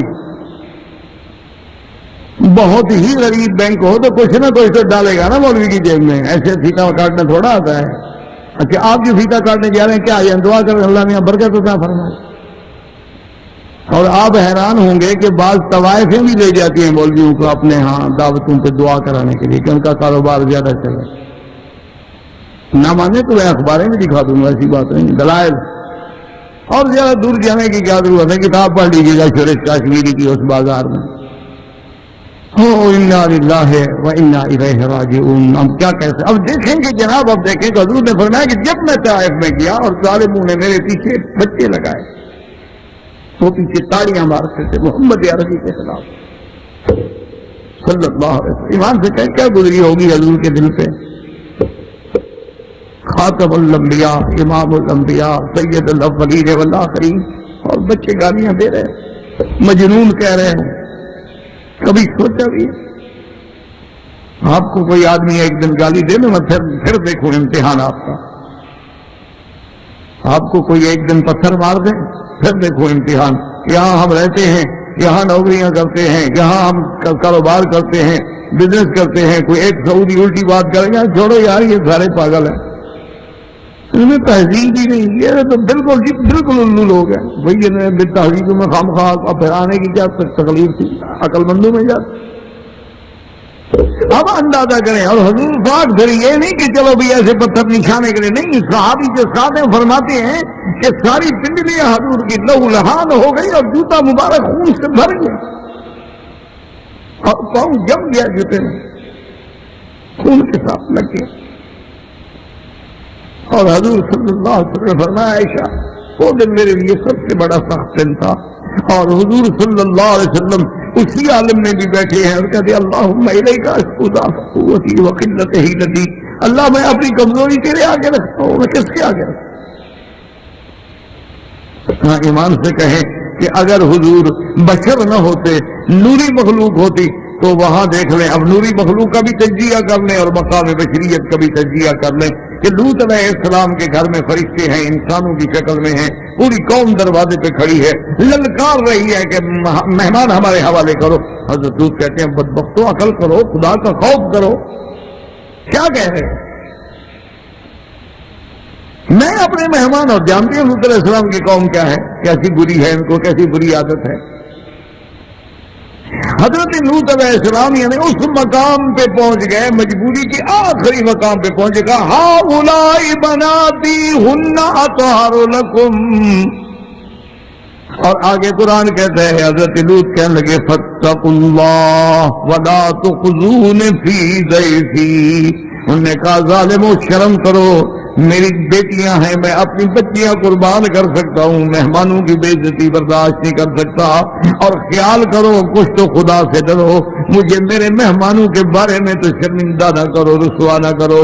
لیکن قوم اتنی بدبخت ہو چکی ہے، کہتی ہے قالوا لقد علمت ما لنا فی بناتک من حق وانک لتعلم ما نرید. کہنے لگے لوط علیہ السلام آپ کو پتا ہے کہ ہمیں عورتیں نہیں چاہیے، لڑکیوں میں کوئی ہمیں خواہش ہی نہیں. آپ جانتے ہیں کہ ہم تو لڑکوں کے ساتھ تعلق رکھنے والے لوگ ہیں، ہمیں یہ لڑکے سپرد کرو، ہمیں اور کسی چیز کی ضرورت نہیں. اب جناب حضرت نوح لوط علیہ السلام بالکل ہنسا کہ قوم اس حد تک آ گئی، اور اگر یہ اندر آ کے پتہ بھی لے میرے مہمانوں کو تو میں کیا کروں. قال لو ان لي بكم قوة او آوي الى ركن شديد. کہنے لگے کاش میرے اندر قوت ہوتی، میں مقابلہ کرتا، یا میں کسی بہت بڑی طاقت کا سہارا لیتا. میرے پاس تو دونوں چیزیں نہیں ہیں. اب جب فرشتوں نے دیکھا کہ لوط علیہ السلام تو بالکل گھبرا گئے ہیں اور ہماری عزت کے لیے گھبرا گئے، قالوا یا لوط انا رسل ربک لن يصلوا الیک. انہوں نے کہا لوط علیہ السلام آپ کیوں گھبرا رہے ہیں؟ آپ ہمیں بشر سمجھے ہوئے ہیں، آپ نے ہماری بشریت کا یقین کر لیا ہے کہ ہم انسان ہیں، بشر ہیں، ہم تو اللہ کے فرشتے ہیں، یہ ہماری طرف کیا آئیں گے، آپ کو بھی ہاتھ نہیں لگا سکتے. اس لیے انہوں نے اپنی بات نہیں کی. حالانکہ خطرے میں تو وہ تھے نا، خطرے میں لوط علیہ السلام سے زیادہ تو مہمان خطرے میں تھے. لیکن قرآن کہتے انہوں نے کہا کہ لن یصلوا الیک، تیری طرف یہ پہنچ بھی نہیں سکتے. فأسر بأہلک بقطع من اللیل ولا یلتفت منکم احد الا امرأتک. اللہ کا قرآن کہتا ہے کہ حضرت لوط علیہ السلام کو فرشتوں نے کہا کہ آپ کی طرف نہیں آ سکتے، اب بس رات کے اندھیرے میں آپ اپنے اہل کو لے کے تشریف لے جائیں اور مڑ کے بھی نہ دیکھنا اس قوم کی طرف. ان موعدہم الصبح، جو ہی صبح کا تارا نکلے گا ان کے مقدر کا تارا ڈوب جائے گا. حضرت لوط نے فرمایا کہ رات تو پڑی ہے، کافی دیر ہے. اللہ کے فرشتوں نے کہا لیس الصبح بقریب، آپ نہ گھبرائیں، صبح دور نہیں، بہت تھوڑا وقت رہ گیا ہے. حضرت جبریل علیہ السلام نے بس یوں جو پر ہلایا نا کہ سارے اندھے ہو گئے، دور جاؤ. یہ اب دیکھیں کہ بشریت کا لباس تھا لیکن اندر فرشتے تھے، اور یہاں چونکہ اندر باہر بشر ہے، پتھر کھا کے پاؤں زخمی ہو گئے، اللہ سے دعا کر رہے ہیں. لیکن وہاں کوئی ایسا، ورنہ آپ بھی ہاتھ مار کے سارے طائف والوں کو الٹ دیتے. اچھا فرشتے بھی آتے ہیں، آ کے کہتے ہیں کہ آپ مہربانی کریں حضور، آپ اگر چاہیں اللہ نے ہمیں اجازت دی ہے کہ ہم اکشبین ان دو پہاڑوں کو ملا کے طائف والوں کو کچل دیتے ہیں۔ آپ نے فرمایا اللہم اہد قومی فإنہم لا یعلمون، اللہ ان کو ہدایت عطا فرما، یہ تیرے نبی کی شان کو نہیں پہچانتے ہیں۔ صحابی کہتے حضور بد دعا کریں، فرمایا کیسے بد دعا کروں، اللہ نے مجھے رحمت بنا کے بھیجا ہے، اللہ نے مجھے زحمت بنا کے نہیں بھیجا، اور آج یہ میرا انکار کر رہے ہیں، ہو سکتا ہے ان کی نسلوں میں کوئی کلمہ پڑھ لے اور جہنم سے بچ جائے۔ تو یہ مقام بشریت ہے کہ کبھی بھوک کے عالم میں اللہ نے اپنے نبی کو دکھایا کہ دو پتھر باندھے ہوئے ہیں، ورنہ اللہ کے نبی کے لیے کھانوں کی کمی تھی یا جنت سے کھانے نہیں آ سکتے تھے۔ مسئلہ سمجھانا تھا کہ محمد مصطفیٰ بشر ہیں، سید البشر ہیں، خیر البشر ہیں، جیسے یاقوت بھی پتھر ہے، جیسے الماس بھی پتھر ہے، مرجان بھی پتھر ہے، لیکن جو بازار کی سڑک میں لگا ہے وہ بھی پتھر ہے۔ جنس ہونا الگ بات ہے، شان ہونا الگ بات ہے۔ اللہ تبارک و تعالی نے آپ کو جنس بشر سے پیدا کیا ہے، اور آپ کی وجہ سے بشریت کو رفعت ملی ہے، بشریت کو شان ملی ہے۔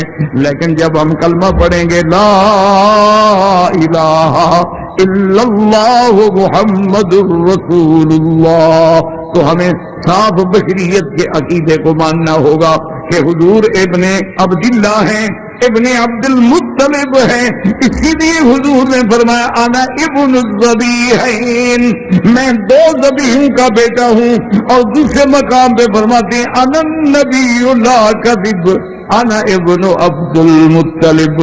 حضور صلی اللہ علیہ وسلم فرما رہے وجہ کیا ہے، کہیں ابنیت سے، کہیں اپنے ابا کا ذکر کر کے، کہیں بھائی کا ذکر کر کے، کہیں امی کا ذکر کر کے، کہیں حضور کے پیٹ پہ پتھر بندھے ہوئے دکھا کے، کہیں حضور کا فقر و فاقہ دکھا کے، کہیں حضور صلی اللہ علیہ وسلم کی وہ طائف کی زندگی دکھلا کے سمجھایا جا رہا ہے کہ یہی تو شان ہے کہ بشر ہے، لیکن ساری بشریت کا سردار ہے۔ یہی تو شان ہے کہ اولاد آدم ہے، لیکن انا سید ولد آدم۔ حضور نے فرمایا اللہ نے مجھے آدم کے بیٹوں کا سردار بنایا ہے۔ زندگی باقی تو بات باقی، وما علینا الا البلاغ، وآخر دعوانا ان الحمدللہ رب العالمین۔ برادران اسلام، واجب الاحترام بزرگوں، دوستوں، عزیز نوجوانوں، الحمدللہ اصلاح عقیدہ کے بارے میں جو دروس کا سلسلہ جاری ہے، تو اس کے ضمن میں ہم بشریت انبیاء اور خاص طور پہ بشریت امام الانبیاء محمد مصطفیٰ صلی اللہ علیہ وسلم کے بارے میں ذکر کر رہے تھے، کیونکہ الحمدللہ آپ نے جیسے کلمہ شہادت کی جز اول کے بارے میں کچھ سنا ہے، تو جہاں ہمیں لا الہ الا اللہ، اللہ کی توحید کے بارے میں سمجھنا ہے، جاننا ہے، اسی طرح ہمیں پھر آگے اگلی جز جو ہے جس کے بغیر ایمان مکمل نہیں ہو سکتا، محمد الرسول اللہ صلی اللہ علیہ وسلم، تو اس کے بارے میں بھی ہمیں پوری طرح سے جاننا ہے اور سمجھنا، کیونکہ قرآن کی روشنی میں یہ بات یقینی ہے کہ اسلام ایک دین کامل بھی ہے، مکمل بھی۔ تو جب اسلام ایک دین کامل ہے اور مکمل ہے، کامل کی دلیل تو اللہ کے قرآن میں موجود ہے کہ حجۃ الوداع میں اللہ نے قرآن پاک کی آیت مبارک نازل فرما دی کہ الیوم اکملت لکم دینکم، آج ہم نے آپ کا دین مکمل، اور دین کامل بھی ہے، مکمل بھی ہے، اور اتنا جامع معنی ہے کہ تبیانا لکل شیء، ہر چیز کا اس میں بیان موجود ہے۔ کوئی ایسی چیز نہیں ہے جس کا ذکر، جس کا اصل اللہ کے قرآن میں موجود نہ ہو۔ اسی لیے میں نے باہر بھی جب اللہ تبارک و تعالیٰ کو منظور ہوتا ہے یورپ میں کسی دوسرے ملک کے دوروں میں ہوتے ہیں، تو میں نے ہمیشہ اپنے پڑھے لکھے ساتھیوں سے اپیل کی، درخواست کی کہ آپ مہربانی کر کے غور کریں، اس بات کرو کہ بھئی آخر یہ یہود و نصارہ تو ہم سے کہہ دیتے ہیں بھئی یہود جو ہیں وہ بھی ہم سے پہلے ہیں، نصارہ بھی ہم سے پہلے، کہ نصارہ سیدنا عیسیٰ علیہ السلام کے ماننے والے ہیں اور یہود جو ہیں وہ موسیٰ علیہ السلام کے ماننے۔ موسیٰ علیہ السلام کا دور پہلے گزر گیا، اس کے بعد جو سیدنا عیسیٰ علیہ السلام کا دور ہے، پھر 600 سال کے بعد سرکار محمد مصطفیٰ صلی اللہ علیہ وسلم کا دور ہے۔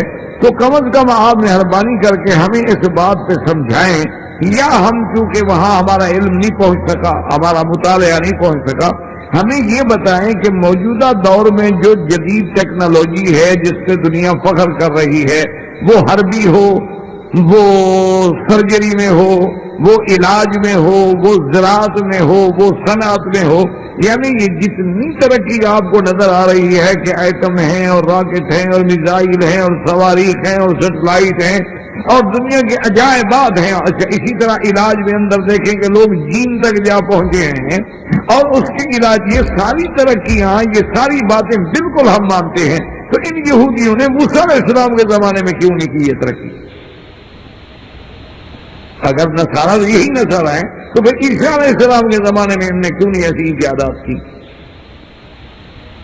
کیا یہ اس زمانے میں ہمیں کوئی ایک چیز دکھا سکتے ہیں کہ بنی ہو؟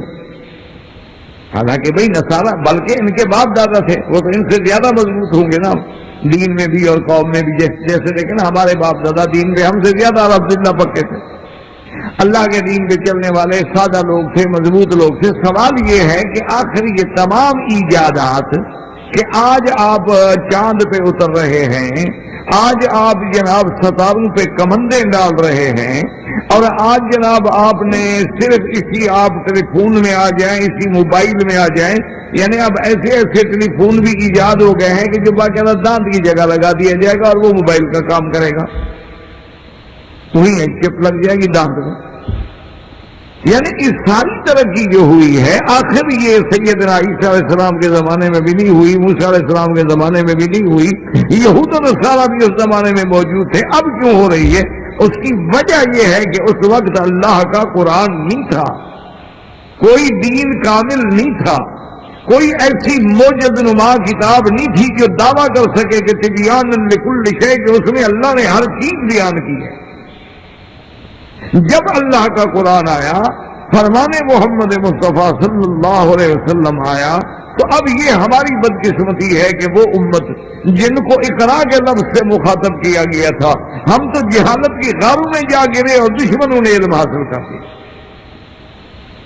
اسی لیے اقبال چیخا تھا اور رویا تھا، وہ کہتا ہے کہ جب میں یورپ میں گیا اور وہاں جا کے میں نے لائبریریاں دیکھی، ان کی لائبریری میں جا کے میں نے کتابیں دیکھی، تو کہتا ہے کہ جب میں نے وہاں دیکھی کتابیں اپنے آپ آگی تو دل ہوتا ہے سی پارا، میرا دل 2 ٹکڑے نہیں ہوتا 3 ٹکڑے ہو گیا کہ ہمارے باپ دادا کی کتابیں ہیں، ان کو پڑھ کے وہ تو آسمانوں میں پہنچ گئے اور ہم زمین کے غاروں میں پڑے ہوئے، ورنہ انہوں نے یہ کہاں سے حاصل کیا؟ یہ ساری چیزیں ان کو کہاں سے ملی ہیں کہ جب تک قرآن نہیں آیا تھا؟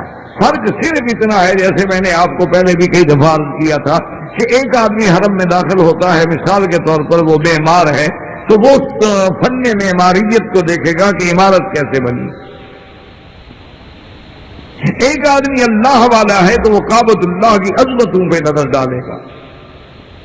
ایک آدمی جو ہے وہ محبت والا ہے تو دیکھے گا یار دیکھو اللہ سے محبت و دیوانگی کا کیا عالم ہے کہ دن ہے، رات ہے، بوڑھا ہے، بچہ ہے، عورت ہے، سب اس کے گھر کے باہر پھر رہے ہیں اور وہ یہ بھی جانتے ہیں کہ اس گھر میں خدا نہیں رہتا، صرف نسبت ہے، اللہ نے کہہ دیا کہ میرا گھر۔ صرف اس نسبت کی کتنی لاج ہے، اس نسبت کا کتنا کم مقام ہے، عظمت ہے کہ دن ہے، رات ہے، سردی ہے، گرمی ہے۔ آپ یاد کریں کہ ایک دفعہ یہاں اتنا زبردست فلڈ آیا تھا کہ حرم میں جو پرانا حرم ہے اس کے پنکھوں کے قریب پانی تھا، یعنی کعبۃ اللہ کا دروازہ کتنا اونچا ہے یہ آدھا ڈوبا ہوا تھا، لوگ تیر کے پھر بھی طواف کرے، طواف پھر بھی یہ نہیں کہ بند ہو گیا ہو کہ کوئی آدمی طواف میں نہ ہو، لوگ اس وقت بھی لکڑیوں پہ اور کوئی ایسے اور کوئی لکڑیاں نیچے رکھ کے اور طواف کر رہے ہیں، باقاعدہ طواف جاری ہے۔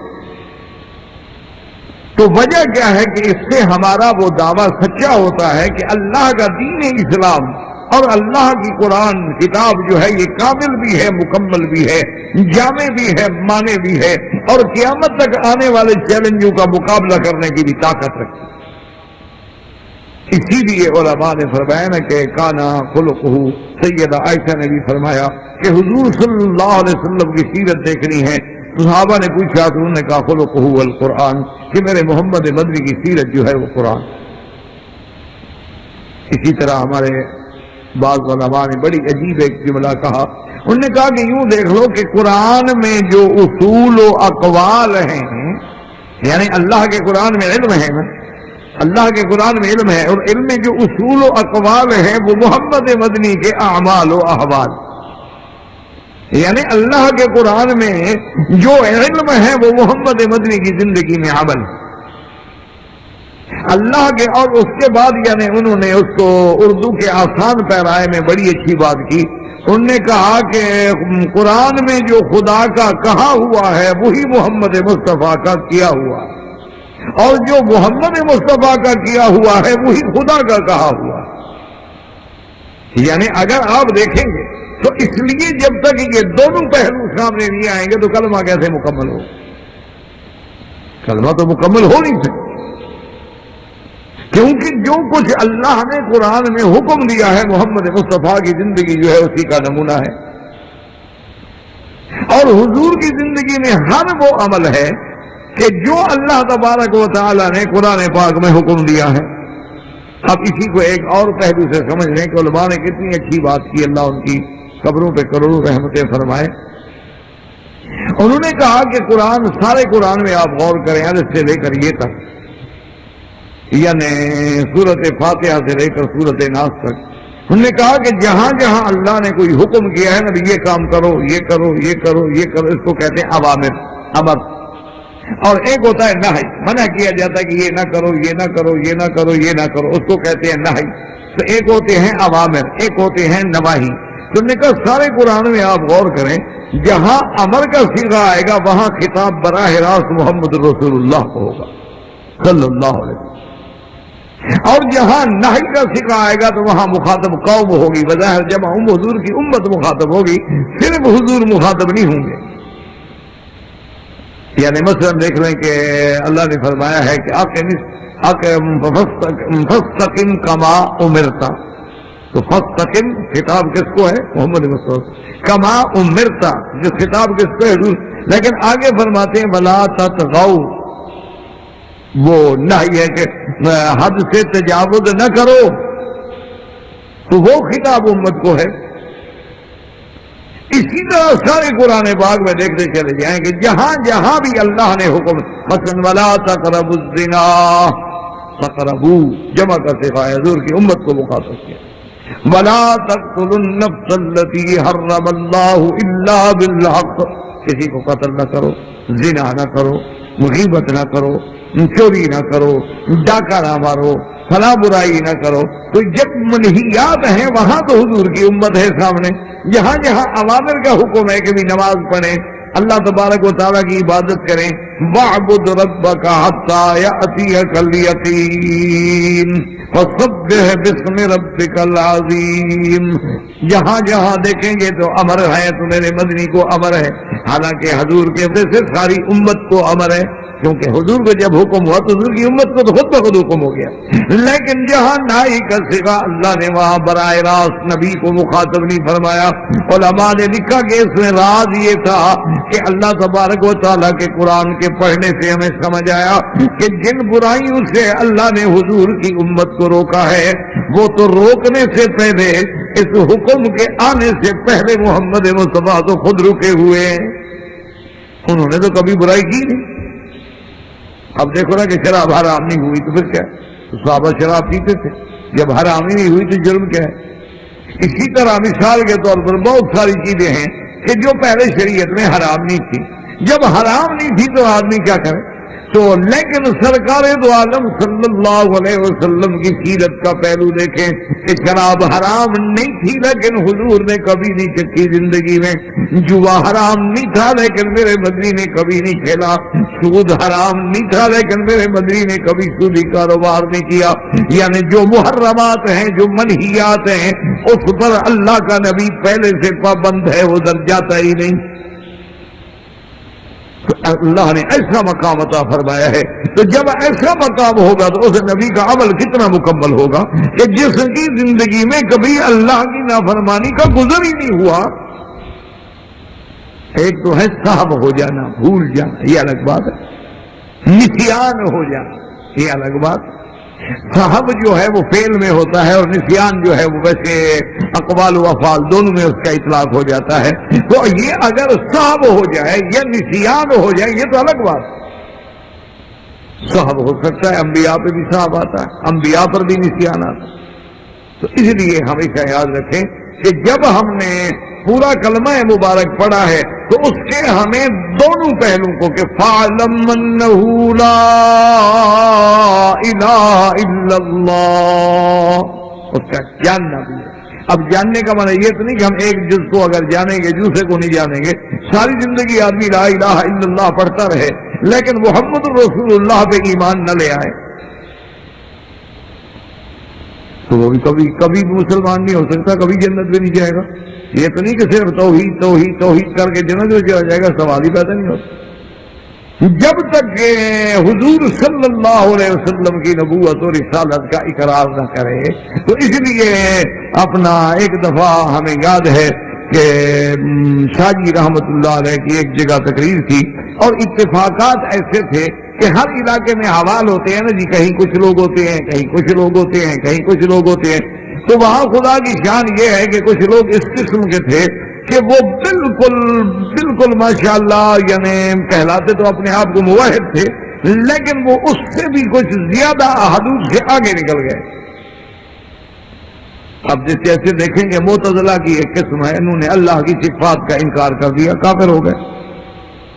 پھر عقیدہ معطلہ، اچھا انہوں نے انکار کیوں کیا؟ انکار کے پس پردہ ان کے دماغ میں توحید کا ایک سبق ہے جو وہ سمجھ نہیں سکے۔ وہ کہتے ہیں کہ جی اگر ہم صفات کو مان لیں کہ اللہ بھی سمیع ہے اور بندہ بھی سمیع ہے، اللہ بھی بصیر ہے اور بندہ بھی بصیر ہے، اللہ بھی زندہ ہے بندہ بھی زندہ ہے، تو یہ تو شرک ہے۔ تو لہذا صفات کا ہی انکار کر گئے۔ نتیجہ کیا نکلا کہ رستے سے بھٹک گئے، ہٹ گئے۔ اللہ پاک رحمت فرمائے ایمان کی وادیوں سے بھٹک کے کفر میں چلے گئے۔ تو بعض اوقات یہ بھی ہوتا ہے، اللہ رحمت فرمائے، کہ اگر آدمی توحید کا معنی یہ نہیں ہوتا کہ وہ توحید میں اتنا آگے بڑھ جائے کہ مقام گستاخ رسالت بن جائے، انبیاء کی توہین دماغ میں آ جائے، اولیاء کی تنقیص دماغ میں آ جائے، یہ بھی توحید کا سبق نہیں ہے۔ یا اتنا ہے کہ انبیاء اور اولیاء کو مقام الوہیت و مقام ربوبیت و مقام خدائی پہ بٹھا دے اور مشکل کشا اور حاجت روا بنا کے تباہ ہو جائے، اپنا ایمان خراب کر لے۔ تو اچھا وہ کچھ بستی ایسی تھی کہ وہ تھے تو بیچارے موحد لیکن کچھ زیادہ ہی سخت تھے۔ تو اب ان کے دماغ میں یہ تھا کہ شاہ جی رحمت اللہ علیہ جو ہیں ساری زندگی چونکہ ختم نبوت کے نام پہ انہوں نے ساری زندگی جہاد فرمایا ہے اور ان کا مشن ہی ختم نبوت ہے، اور یہ خدا کی قدرت ہوتی ہے کہ آدمی کا جو ایک دفعہ مشن بن جائے، آدمی کا پھر دماغ، پھر سوچ، پھر ذہن، پھر سارا اسی پر دوڑتا رہتا ہے۔ اللہ کی شان ہے۔ اور یہ کوئی ایسی بات نہیں، صحابہ میں بھی ایسے تھا۔ عبداللہ ابن عباس دیکھے تو ان کی نظر اللہ نے قرآن پہ کھول دی تھی، عبداللہ ابن مسعود کو دیکھے تو وہ فقہاء صحابہ میں تھے، کسی کو اللہ نے علم میراث اور علم فرائض سے شناسہ فرما دیا، حضرت ابی ابن کعب کو اللہ نے قراءت قرآن سے ماشاءاللہ شناسہ کر دیا۔ تو انہوں نے یہ سوچا کہ آج شاہ جی کو ایک تو پریشان کریں اور دوسرا ہمارا مقصد جو ہے وہ بھی حل ہو جائے کہ اگر شاہ جی نے یہاں ختم نبوت کا مسئلہ ہی بیان کیا تو پھر وہ بھی تو شان رسول ہی بیان ہو جائے گی نا، ہماری مسئلہ تو رہ جائے گا۔ تو انہوں نے جناب شاہ جی رحمت اللہ علیہ سے اب چونکہ شاہ جی کا ایک مقام تھا، عظمت تھی، ان کو جرت کر کے ہر آدمی بھی تو بات نہیں کہہ سکتا تھا، تو ان نے طریقہ یہ بنایا کہ بھئی ایک آدمی جائے، وہ حضرت کے پاس بیٹھ جائے، تھوڑی دیر دبائے حضرت کی خدمت میں، حضرت کوئی چیز تو نہیں چاہیے، کوئی شربت، کو پانی، کوئی اور چیز، اور اس کے بعد چلے جاتے۔ اس علاقے میں توحید کی بیان کی بڑی ضرورت ہے۔ اکثر شان رسالت پہ تو یہاں جلسے ہوتے رہتے ہیں، لیکن توحید پہ بیان نہیں ہوتا۔ ایک اور جائے تو وہ بھی یہی بات کہہ کے آ جائے۔ مقصد یہ تھا کہ دماغ میں فیڈ ہو جائے کہ آج حضرت نے یہی تقریر کرنی ہے۔ اچھا، اس کے اصل میں وہ اللہ کے بندے تھے، وہ دو بدلے لینا چاہتے تھے۔ ایک تو شاہ صاحب تقریر نہیں کر سکیں گے، لہٰذا ان کا جلسہ فیل ہو جائے گا، کیونکہ شاہ صاحب کا تو موضوع ہی نہیں توحید۔ تو دوسرا یہ ہے کہ اگر کر گئے تو ہمارا کام ہو گیا، چلو آج اور تو کوئی چیز بیان نہیں ہوگی۔ تو خیر شاہ جی رحمۃ اللہ علیہ سنتے رہے، اور شاہ جی رحمۃ اللہ علیہ نے آ کے پھر توحید سے تقریر۔ ماشاء اللہ ان لوگوں کو اللہ پاک نے انشراح صدر عطا فرمایا تھا۔ جب اللہ راضی ہو تو پھر اللہ توفیق بھی دے دیتے ہیں بولنے کی، ورنہ انسان بڑے سے بڑا عالم ہے، ایک لفظ بھی نہیں بول سکتا۔ یہ بھی تو ساری توفیق اللہ کی طرف سے ہوتی ہے۔ شاہ جی رحمت اللہ علیہ نے جناب وسیع ماشاء اللہ توحید سے تقریر فرمائی کہ دنیا اش اش کر اٹھی کہ یار شاہ جی سے تو کبھی ہم نے نہیں سنی ہے یہ توحید، تو کوئی عام بندہ نہیں۔ سارا تقریباً 2 گھنٹے کی تقریر تھی، تو جب 1.25 گھنٹے پورے ہو گئے تو شاہ جی نے فرمایا بھی چونکہ اس علاقے کے لوگوں کا اور نوجوانوں کا اور طالب علموں کا اصرار تھا کہ مسئلہ توحید بیان کیا جائے، تو الحمدللہ اللہ نے مجھے جو توفیق دی ہے میں نے بیان کر دیا ہے۔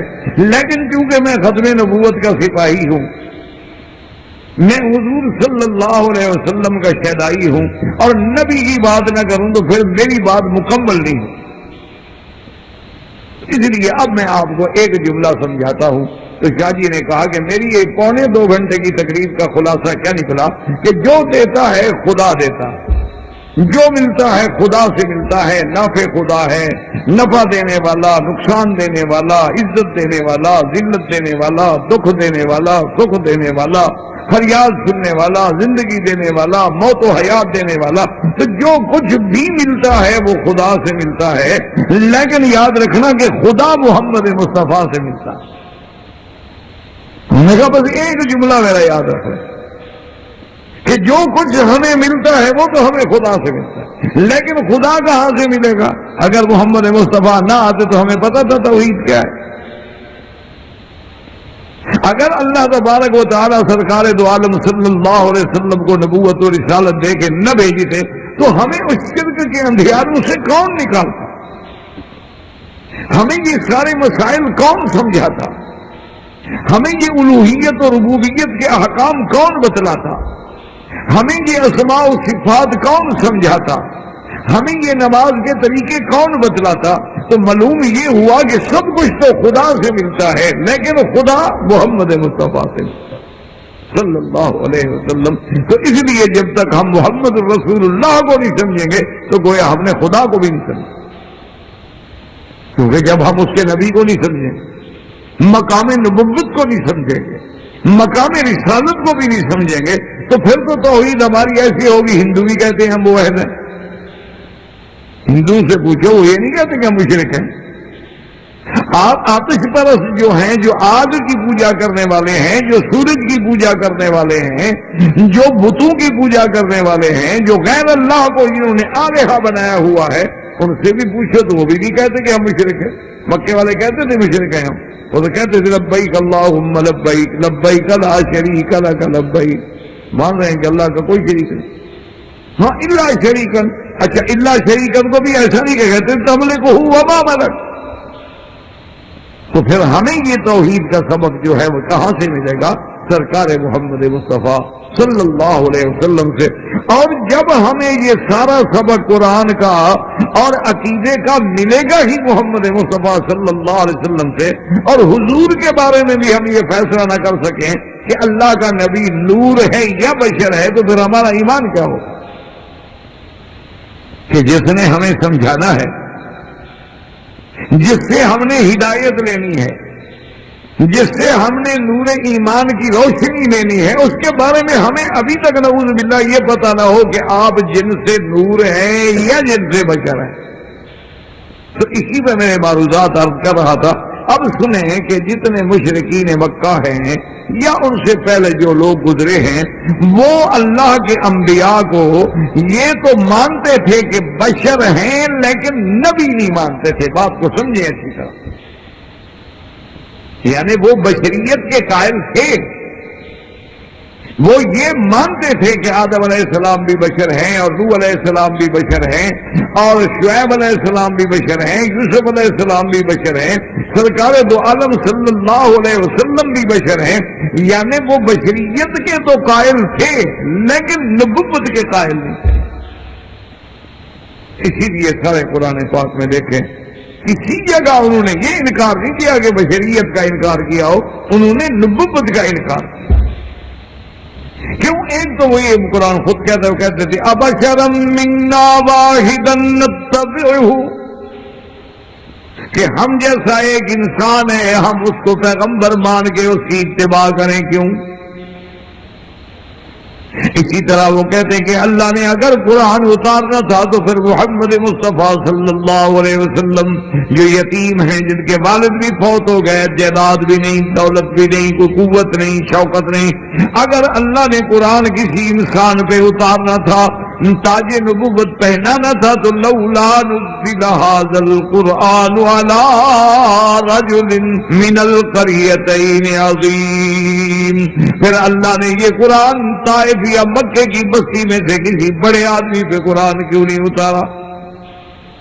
اسی طرح اب سورت یوسف, سورت یاسین کھول کے دیکھ لیں, اللہ تبارک و تعالی نے جب ہدایت کے لیے پیغمبر بھیجے اور اس کے بعد جب تیسرا پیغمبر بھی آیا, اللہ فرماتے ہیں وَعَزَّزْنَا بِالثَّالِثٍ فَقَالُوا إِنَّا إِلَيْكُمْ مُرْسَلُونَ. انہوں نے کہا ظالمو ہم اللہ کے رسول ہیں, اللہ کے پیغمبر ہیں. فَقَالُوا أَنُؤْمِنُ لِبَشَرَيْنِ مِثْلِنَا, کہنے لگے کہ ہم ان لوگوں کو کیسے نبی مان لیں جو ہماری طرح بشر ہیں. یعنی بشریت کے تو وہ قائل ہیں اور نبوت کے قائل نہیں ہیں. کیوں؟ ان کے دماغ میں ایک بات بیٹھ گئی تھی کہ بشریت جو ہے اس کی منافات ہے نبوت سے, جو بشر ہوگا وہ نبی نہیں ہو سکتا, کیونکہ اللہ کی ذات جو ہے وہ نور ہے. اللہ نے اگر اپنا نمائندہ بھیجنا ہے تو نور ہی بھیجے. ان کے دماغ میں جو بات تھی وہ یہ تھی کہ اللہ کی ذات جو ہے وہ نور ہے. تو اب اللہ تبارک و تعالیٰ کے رسول جو ہیں وہ اللہ کے پیغامبر ہیں, اللہ کا پیغام لائے ہیں, اللہ کے بھیجے ہوئے ہیں, تو پھر ضروری بات یہ ہے کہ وہ بھی نور ہو, فرشتہ ہو. یہ کیا بات ہوئی کہ ہماری طرح ایک انسان ہے, ہماری طرح ان کی ولادت ہوئی, ہماری طرح ان پر دکھ آتے ہیں, تکلیفیں آتی ہیں, انہیں بخار ہوتا ہے, انہیں دکھ ہوتا ہے, انہیں تکلیف پہنچتی ہے, اور پھر وہ کہتے ہیں کہ ہمیں نبی بنا دو. بھائی میرے پاس آتی ہے, تمہارے پاس نہیں آتی, ہم کیسے مان لیں؟ تو اس لیے اچھا اب اسی بات کو تھوڑا سا آپ دماغ میں رکھیں گے, حالانکہ اللہ نے ان کو باقاعدہ قرآن میں جواب دیا. اللہ نے فرمایا کہ ظالموں غور کرو, قُلْ لَوْ كَانَ فِي الْأَرْضِ مَلَائِكَةٌ يَمْشُونَ مُطْمَئِنِّينَ لَنَزَّلْنَا عَلَيْهِمْ مِنَ السَّمَاءِ مَلَكًا رَسُولًا, کہ اگر زمین کی آبادی انسانوں کی ہوتی ظالموں تو ہم ان کی ہدایت کے لیے فرشتہ بھی نور والا بھیجتے. اور انسان کبھی غور نہیں کرتا اللہ کی اس نعمت پہ. ایمان سے کہیں یہ اللہ نے ساری کائنات جو بنائی ہے, اس میں اللہ نے جو اشجار ہیں, جو ثمار ہیں, جو چاند قمر ہے, جو چاند رات ہے, یہ چاندنی ہے, یہ پھل ہیں, یہ پھول ہیں, یہ سیب ہیں, یہ گلاب ہیں. ایمان سے کہیں کیا جبریل کے کھانے کے لیے ہیں؟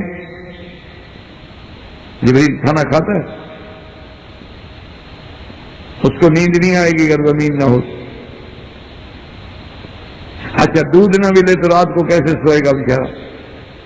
تو تو یہ ساری کائنات جو ہے اللہ نے فرشتوں کے لیے تو نہیں بنائی، معلوم ہوتا ہے کس کے لیے بنائی؟ فرمایا هو الذی خلق لکم ما فی الارض جميعا، کہ اے بشر، اے انسان، یہ سب کچھ میں نے تیرے لیے پیدا کیا ہے، اور میں نے تو تجھے اس دن شرف دیا ہے جب پہلا انسان میں نے پیدا کیا تھا، میں نے تو اسی وقت فیصلہ کر دیا کہ نوری اس کے آگے جھک جائے تاکہ کوئی اعتراض نہ کر سکے۔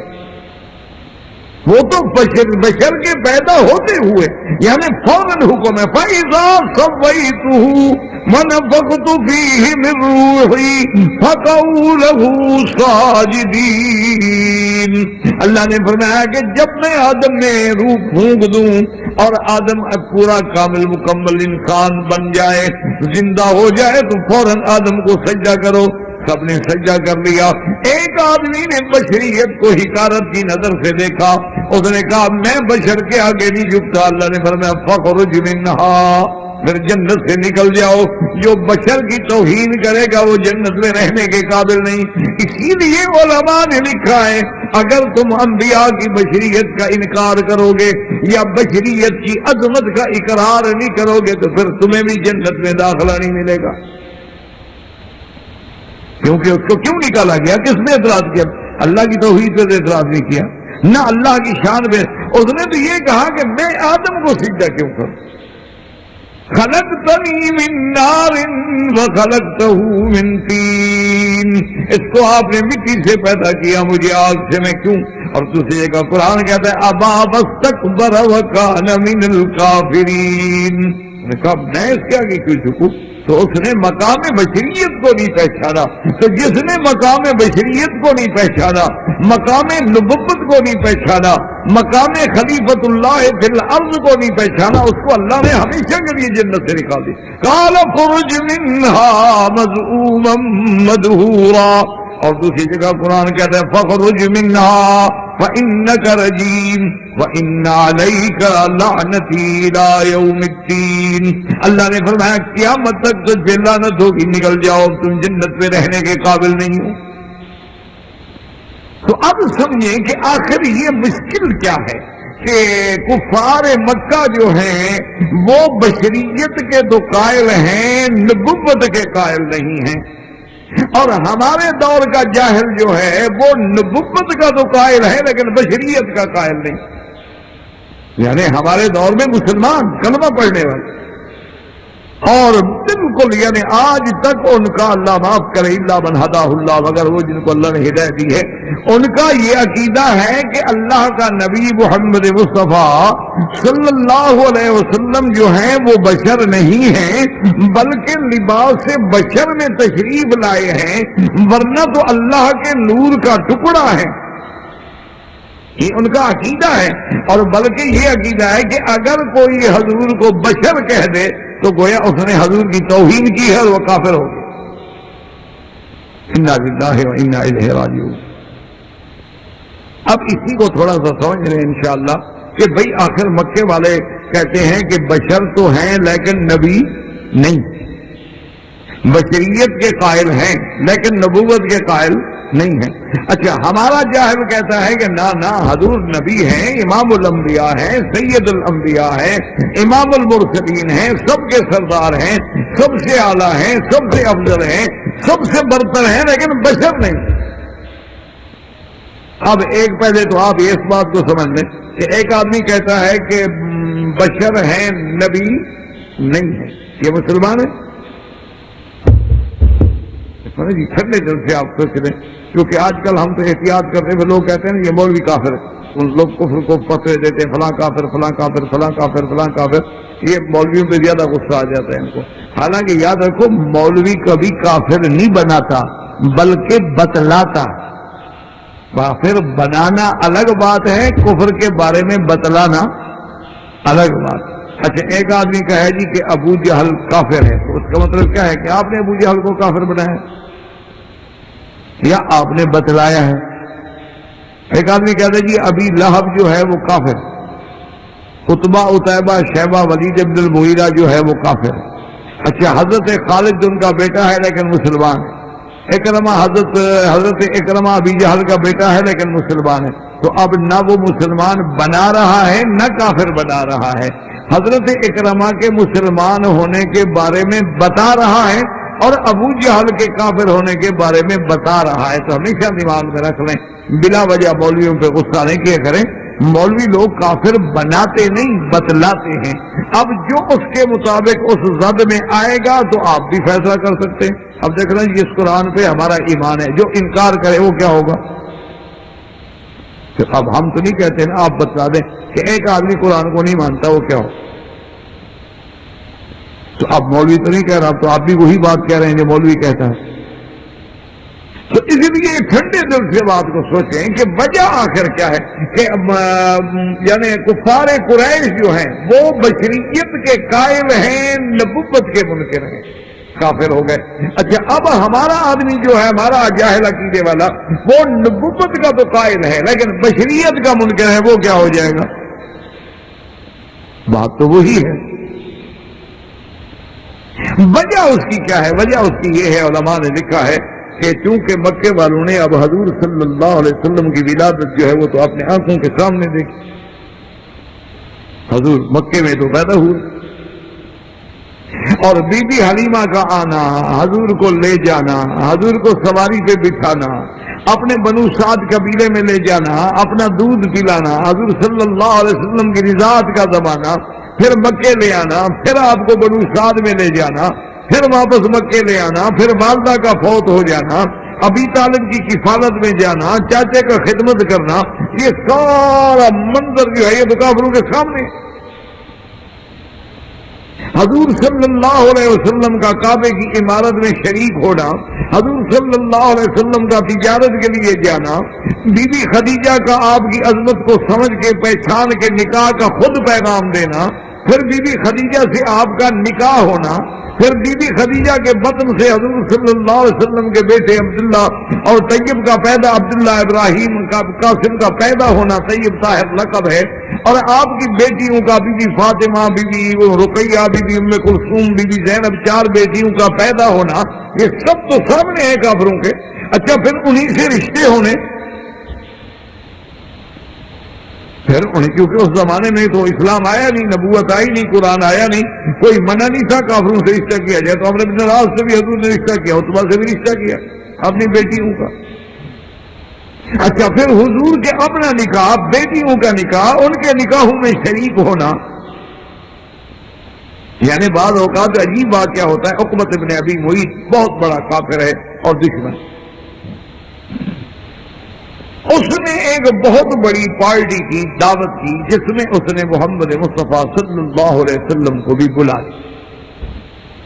اب حضور صلی اللہ علیہ وسلم تشریف لے آئے، اب جب کھانے کا وقت آیا تو سارے مہمان کھانے میں کی طرف توجہ ہو گئے، لیکن حضور پہ عقبۃ ابن ابی معیط آیا، اس نے کہا کہ یا محمد صلی اللہ علیہ وسلم آپ کیوں نہیں کھانا کھا رہے؟ یہ حضور کی نبوت کے بعد کا بات ہے۔ تو حضور پاک نے فرمایا کہ واللہ لا، عقبہ تم نے مجھے دعوت دی، میں آ تو گیا ہوں لیکن میں تمہارا کھانا نہیں۔ اب اندازہ کریں کہ عرب لوگ کیسے سخی ہوتے تھے، ان کے نزدیک یہ عیب تھا کہ گھر میں مہمان کو ہم بلائیں اور مہمان ہمارا کھانا نہ کھائیں۔ آج تو مسلمان دعا مانگتا رہتا ہے کہ خدا کرے کو مہمان بھولے ہوئے بھی گھر نہ آ جائے، ورنہ پھر بجٹ میں تبدیلیاں کرنی پڑتی ہیں ہم چاروں۔ تو آج تو بڑا اللہ پاک رحمت فرمائے، یعنی آج کل مہمان ایک عذاب سمجھا جاتا ہے، حالانکہ یہ کافر ہیں، اندازہ کریں مشرک ہیں، مشرک ہے، لیکن ان کے لیے عیب ہے کہ گھر میں میں نے دعوت دی، میرا مہمان ہے کھانا نہیں کھاتا۔ انہوں نے کہا مہربانی کریں محمد مصطفیٰ، مہربانی کریں۔ انہوں نے کہا حضور نے فرمایا، انہوں نے کہا اچھا حضور بتائیں کوئی راستہ ہے آپ کے کھانے کھانے کا؟ حضور نے فرمایا ہاں بالکل بڑا اچھا راستہ ہے۔ انہوں نے کہا وہ کون سا؟ نے کہا آپ کلمہ پڑھ لو تو میں کھانا کھاتا ہوں، تم مسلمان ہو جاؤ تو پھر میں کھانا کھا لیتا ہوں۔ تو اس نے کہا میں کلمہ پڑھتا ہوں لا الہ الا اللہ رسول اللہ، چلیں کھانا۔ حضور نے فرمایا ٹھیک، حضور نے کھانا کھا لی۔ اب تو مکے میں جناب ہلچل ہو گئی کہ اتنا بڑا ابھی سردار ہمارا مسلمان ہو۔ تو اب سارے دوڑے ہوئے عقبۃ بن ابی معیط کے گھر میں آ گیا. یہ تم نے کیا کیا؟ اس نے کہا یار میری ناک کٹ جاتی کہ میرے گھر میں محمد عربی آئے اور کھانا نہ کھائے. میں نے کلمہ پڑھا ہے. تو انہوں نے کہا یہ بتاؤ کہ تم پکے مسلمان ہو گئے ہو کہ کچے ہو؟ اس نے کہا نہیں مسلمان تو میں نے نہیں ہوا, تو کھانا کھلانے کے لیے میں نے حضور کو کلمہ پڑھ لیا تھا. تو اب یہ سارے واقعات ان کے سامنے, یعنی حضور کا کھانا کھانا سامنے دیکھ رہے ہیں کہ حضور کھانا کھا رہے ہیں, پانی پینا سامنے دیکھ رہے ہیں کہ آپ پانی پی رہے ہیں. حضور صلی اللہ علیہ وسلم جب طائف سے تشریف لاتے ہیں, پاؤں مبارک زخمی ہو گئے, ایک باغ میں آ کر آپ نے پناہ لی ہے. ایک خادم ہے, اس کو کافر دیکھ رہے ہیں جن کا باغ تھا. انہوں نے کہا کہ اچھا ٹھیک ہے تم جاؤ, یہ تھوڑے سے انگور بھی پلیٹ میں رکھ کے لے جاؤ اور پانی بھی لے جاؤ, جا کے محمد مصطفیٰ صلی اللہ علیہ وسلم دے آؤ. وہ آتا ہے, سلام کرتا ہے, پیش کرتا ہے. حضور صلی اللہ علیہ وسلم نے پوچھا کہ بھئی تم نے سلام کہاں سے سیکھا ہے؟ تو اس نے کہا کہ میں نینوا کا ہوں. آپ نے فرمایا اچھا وہ نینوا وہ جگہ ہے جہاں میرے بھائی حضرت یونس اللہ کے نبی گزرے. اس نے کہا من این علمت یا محمد یونس, آپ کو کیسے پتا ہے کہ نینوا میں یونس تھے؟ یہ سارے واقعات ان کے سامنے ہیں. بدر کی جنگ سامنے ہے, احد کی جنگ سامنے ہے, حضور صلی اللہ علیہ وسلم کی دندان مبارک کی شہید ہونا سامنے ہے, حضور کا خود لگنے سے رخسار مبارک کا شہید ہونا سامنے ہے, حضور کا اپنے بیٹوں کی وفات سامنے ہے, حضور کی بیوی خدیجہ کی وفات سامنے ہے, حضور صلی اللہ علیہ وسلم کی اولاد کا دفن سامنے ہے. یہ سارا منظر چونکہ ان کے سامنے ہے, لہذا وہ بشریت کا انکار تو نہیں کر سکتے. اب ان کے سامنے نہیں تھا تو وحی نہیں تھا کہ جبریل آیا, وہ تو نہیں دیکھتے تھے کہ جبریل آیا ہے. ان کے سامنے یہ بات نہیں تھی. یہ تو حضور آگے فرماتے تھے نا کہ انزل علی جبریل آنے فن, ابھی جبریل آئے تھے اور یہ اللہ کا قرآن لائے ہیں. وہ کہتے تھے کہ ہم نے تو نہیں دیکھا جبریل کہاں ہے. تو چونکہ نبوت کا جو معاملہ تھا وہ بظاہر ان کے سامنے نہیں تھا, تو اس لیے وہ نبوت کے تو منکر ہو گئے لیکن بشریت کے قائل. بات کو اپنے ذہنوں میں رکھیں کہ بشریت تو ان کے سامنے ہے. ولادت سامنے, رضاعت سامنے, شباب سامنے, جوانی سامنے, شادی سامنے, بچے سامنے, آپ کی صداقت سامنے, امانت سامنے, دیانت تو سب کچھ سامنے ہے, مان رہے ہیں. لیکن نبوت نہیں مانتے. کیوں؟ وہ کہتے جی دیکھیں آخر مکہ شریف میں صرف پھر نبوت آخر حضور کو کیوں مل گئی؟ یہ اشکال ہو گیا. دوسرا نے کہا جی غار حرا میں حضور صلی اللہ علیہ وسلم بیٹھے ہیں, جبریل آیا, ہمیں کیا پتا کہ واقعی جبریل تھا؟ کیا پتا, اللہ کو پتا. یا تو جبریل ہمیں بھی دکھائے, ہمارے سامنے فرشتہ اترے اور اللہ نے یہاں سے خط لے کے آئے کہ مسمی فلان ابن فلان, میں خط بھیج رہا ہوں آپ کو کہ میرے نبی پر ایمان لے آؤ, میرے نام ہو لکھا ہوا اور اللہ نے یہاں کے اوپر سے آئے اور فرشتہ لے کے آئے اور ہمیں آگے دے, پھر ہم مسلمان ہو جائیں گے. ایسی باتیں وہاں کی کہتے تھے, اسی لیے وہ کہتے تھے ہمیں سمجھ نہیں آتا. احباب کرام, اس کے بعد اب آپ اس مبارک سلسلے کی 66 نمبر 9 سماعت فرمائیں.